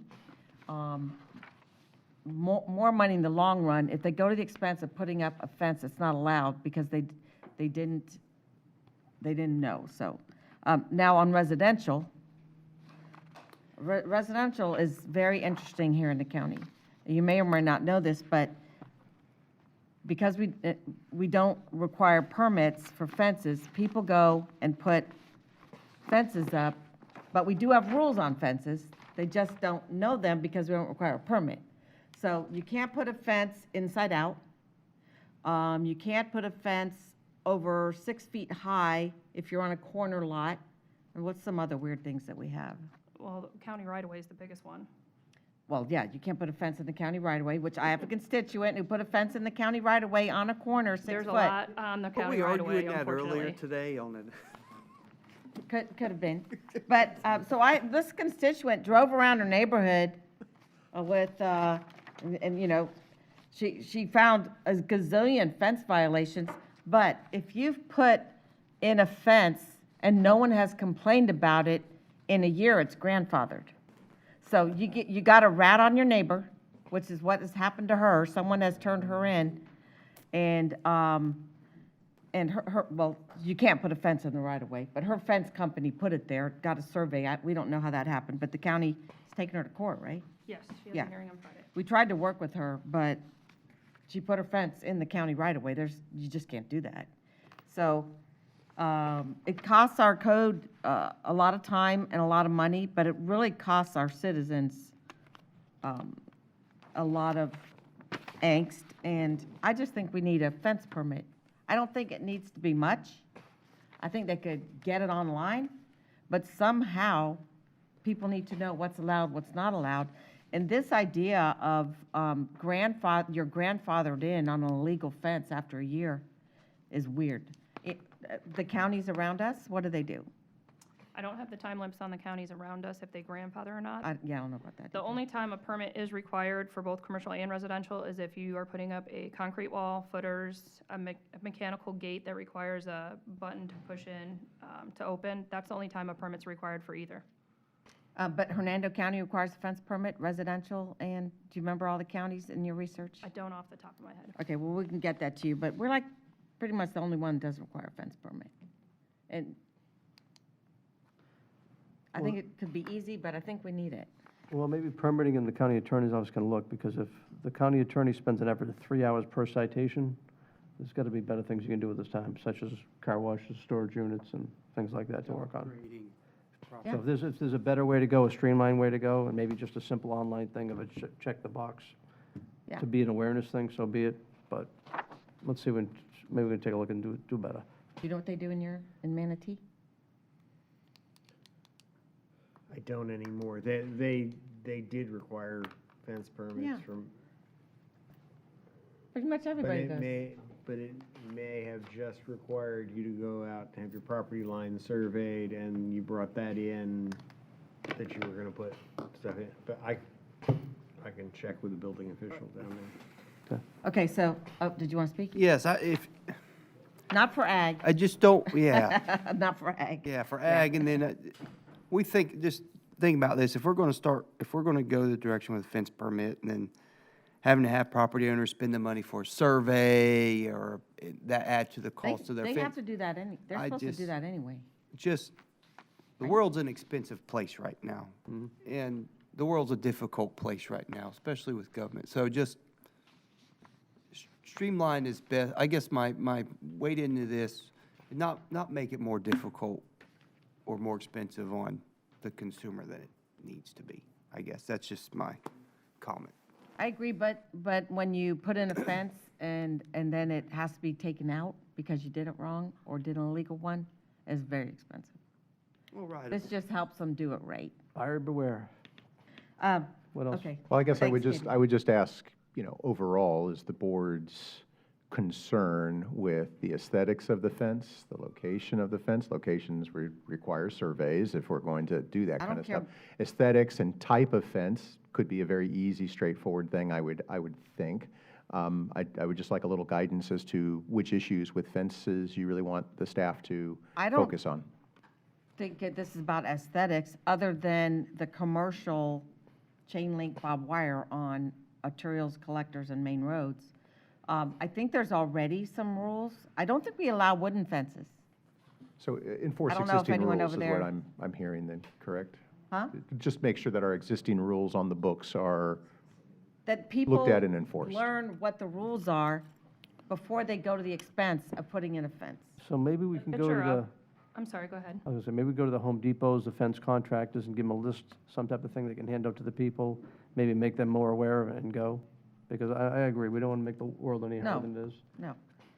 The picture that is up, that is a fence, so she's going to have to remove that entire fence because it's in county right away. So that is going to be way more expensive than the permit But would. that's shame on her, and the contractor to put it in. I mean, you can't help that. She's I mean, also people paying are to going to do stupid maintain things, you're not going to fix every situation. But here's the thing, is she drove around and found, well, the other problem is, where's Denise? Denise, what's the other issue with that fence, the fortress thing? The height. The height on a corner lot, there's this fortress rule. If you don't mind explaining it, I learned something during all this. I definitely don't mind explaining, but I do want to say, for the record, this is going to court on Friday. Oh. So I don't really want to probably not. discuss a Stop the specific conversation. case. But just talk about the fortress So rule. on corner lots, the secondary, so there's a primary front, and then there's a secondary front. So the primary front, basically the 6-foot fence has to be behind the front door of the building.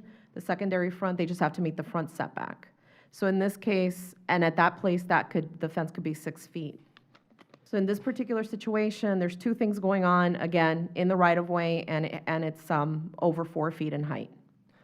Commissioner Starkey, maybe if you could bring something back to us, the things you want to see changed or brought to our attention.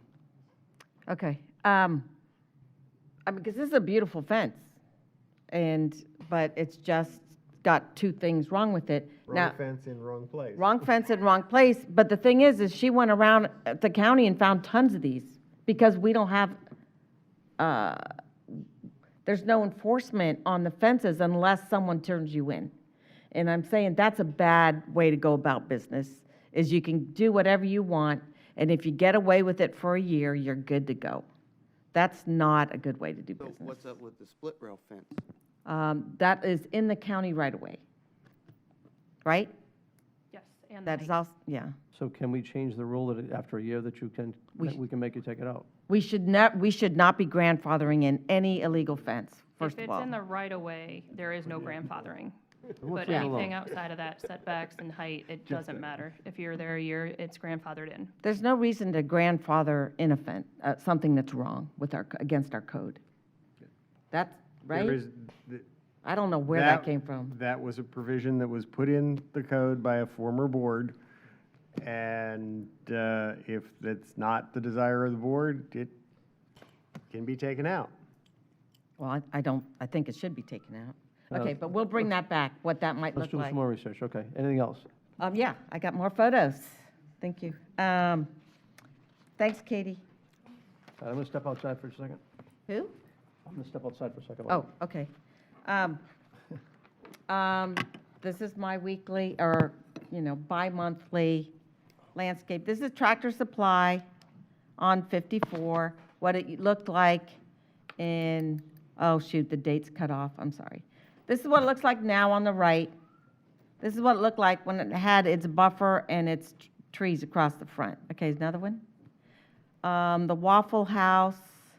This is what it looks like now on the right. This is what it used to look like on the left. That's not attractive. That's not okay. Okay, what else do we have up there, Gina? So here we have Truist replacing their landscaping that's missing. This is what it looked like in the bottom left.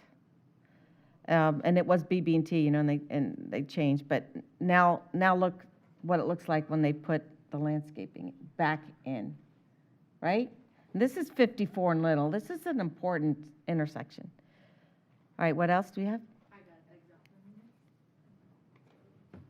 I also drove around and went to Persimmon Place. Very nice 40-foot rear-loaded product with some front-loaded, but mostly.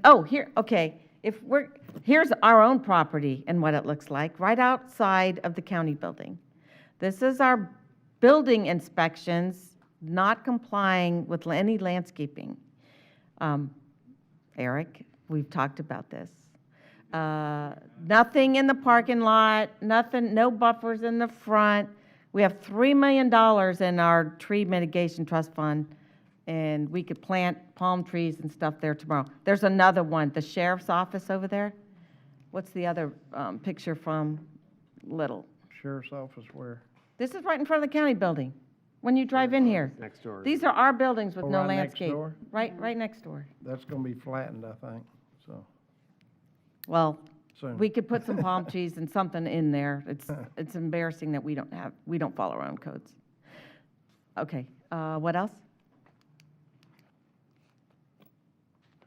And I did enjoy that firefighter award ceremony. This is the neighborhood that is right around from the Americans for Rent community. I mentioned it, I sent a text to you guys if you were out there. I think you had already been. We'd already If been you get there, I think. opportunity, come around, drive around the corner and take a look at what's going on. Yeah. So That doesn't look like what we saw. this is River Landing in Two Rivers. This is brand new. Okay, keep going. This is the Rivers Landing, brand new, in Two Rivers Ranch. It's so frustrating. That's the 40-foot. What's the roadway? That's the little house. This is what our architecture code allows, I guess. This is what I object to, this kind of house. I really, really object to this. Okay, go to the townhouses. There's the townhouses in Rivers Landing that are under construction today. Okay, parking lot. Now, they did put palm trees in this one, unlike the one in Union Square. However, they put in the one that we've outlawed, and they're putting them in today, these queen palms. But look at that concrete. Do I have any more? Oh, this is Wells Fargo on Little Road, and they put their landscaping back in. So, very grateful for that one. Okay, is that it? Okay, thank you. What's that? You're welcome. Good. County Administrator. Oh, no, actually, Commissioner Bradford. I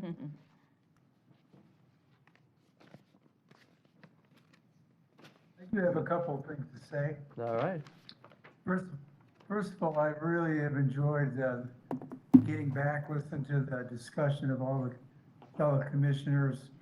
I particularly want to emphasize Seth Waitman's comments about the future, and we need to be a world-class county. We're doing this for our kids and our grandkids. I think that's very important. Second, I'm getting a lot of background. Second is, I don't do a lot of things at the county commission yet. But there's one thing that I will always do. And I wasn't able to attend the firefighters ceremony. Todd and Paul and my fellow teammates, they were there with me, but to see those firefighters, we used to call them, well, I can't use those words anymore, but young people starting their careers out, the glow, the commitment on their face. They're not doing it for the money. They're doing it for a calling. And I think it's incumbent upon every single member on this board never to forget our public safety factor, and I know we won't. The last thing I'll follow up with is, I do appreciate Jeff's comments when he said, when this board sets our vision collectively on where we want to go as a board, and the winds start to blow, that we have our county administrators back.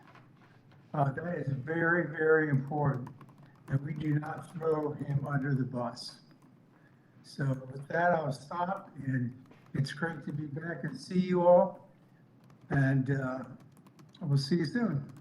All right, Commissioner Bradford, great to have you participate in the meeting. That means a great thing is that your health is getting better, and we're all praying for you, we're all hoping for you, so as you get better, we look forward to seeing you in person as well, but keep doing what you got to do to make yourself as healthy as possible. Thank you.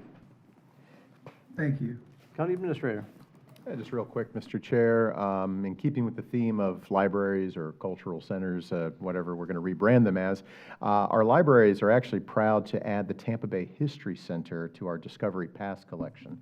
That's important because the Discovery Pass collection has a number of museums that our citizens and actually library card holders can enjoy for free. So this is a Smithsonian accredited facility down in Tampa, over 12,000 years of Florida history. So again, our libraries are doing amazing things, and it's just a benefit that I'd just like to call out for our citizens that are out there. So thank you. All right, thank you. County Attorney. I don't have anything generally for you, thank you. Madam Clerk? I do not either. Okay. Thank you. I have nothing today, but thank you all very much, and we will work on being a grandfather.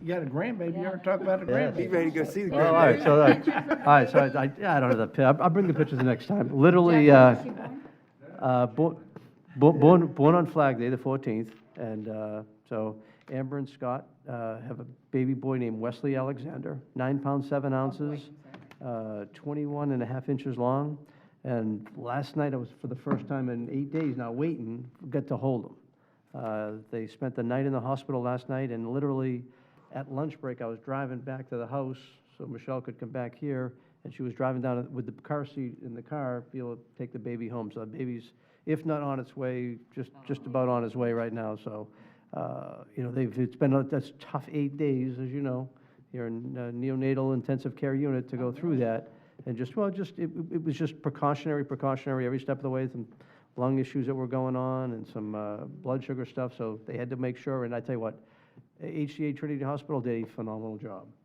It is so great to know, instead of driving down, even like I did with my kids, to have them born right here in Pasco County. It's a super proud thing, and again, they did a phenomenal job down there, HCA. Thank you very much for all the great team, and we're just delighted as grandparents, my wife and I, to carry the family on, so delighted. Congratulations. All right, meeting adjourned. Thank you.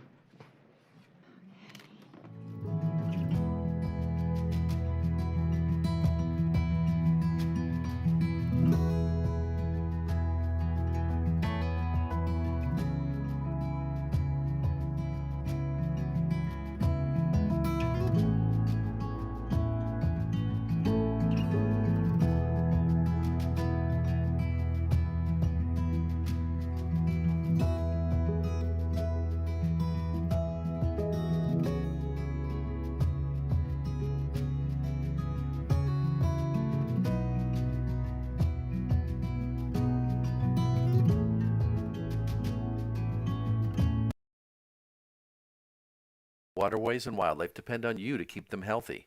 Excess fertilizer, grass clippings, trash, oils, and pet waste wash into gutters and storm drains when it rains. Stormwater carries these pollutants directly into our lakes and rivers, creating an unhealthy environment for fish, waterfowl, and other aquatic animals. Storm drains are meant for clean rainwater. Most other discharges are illegal. If you suspect an illicit discharge, please contact Pasco County Department of Public Works at 727-834-3611.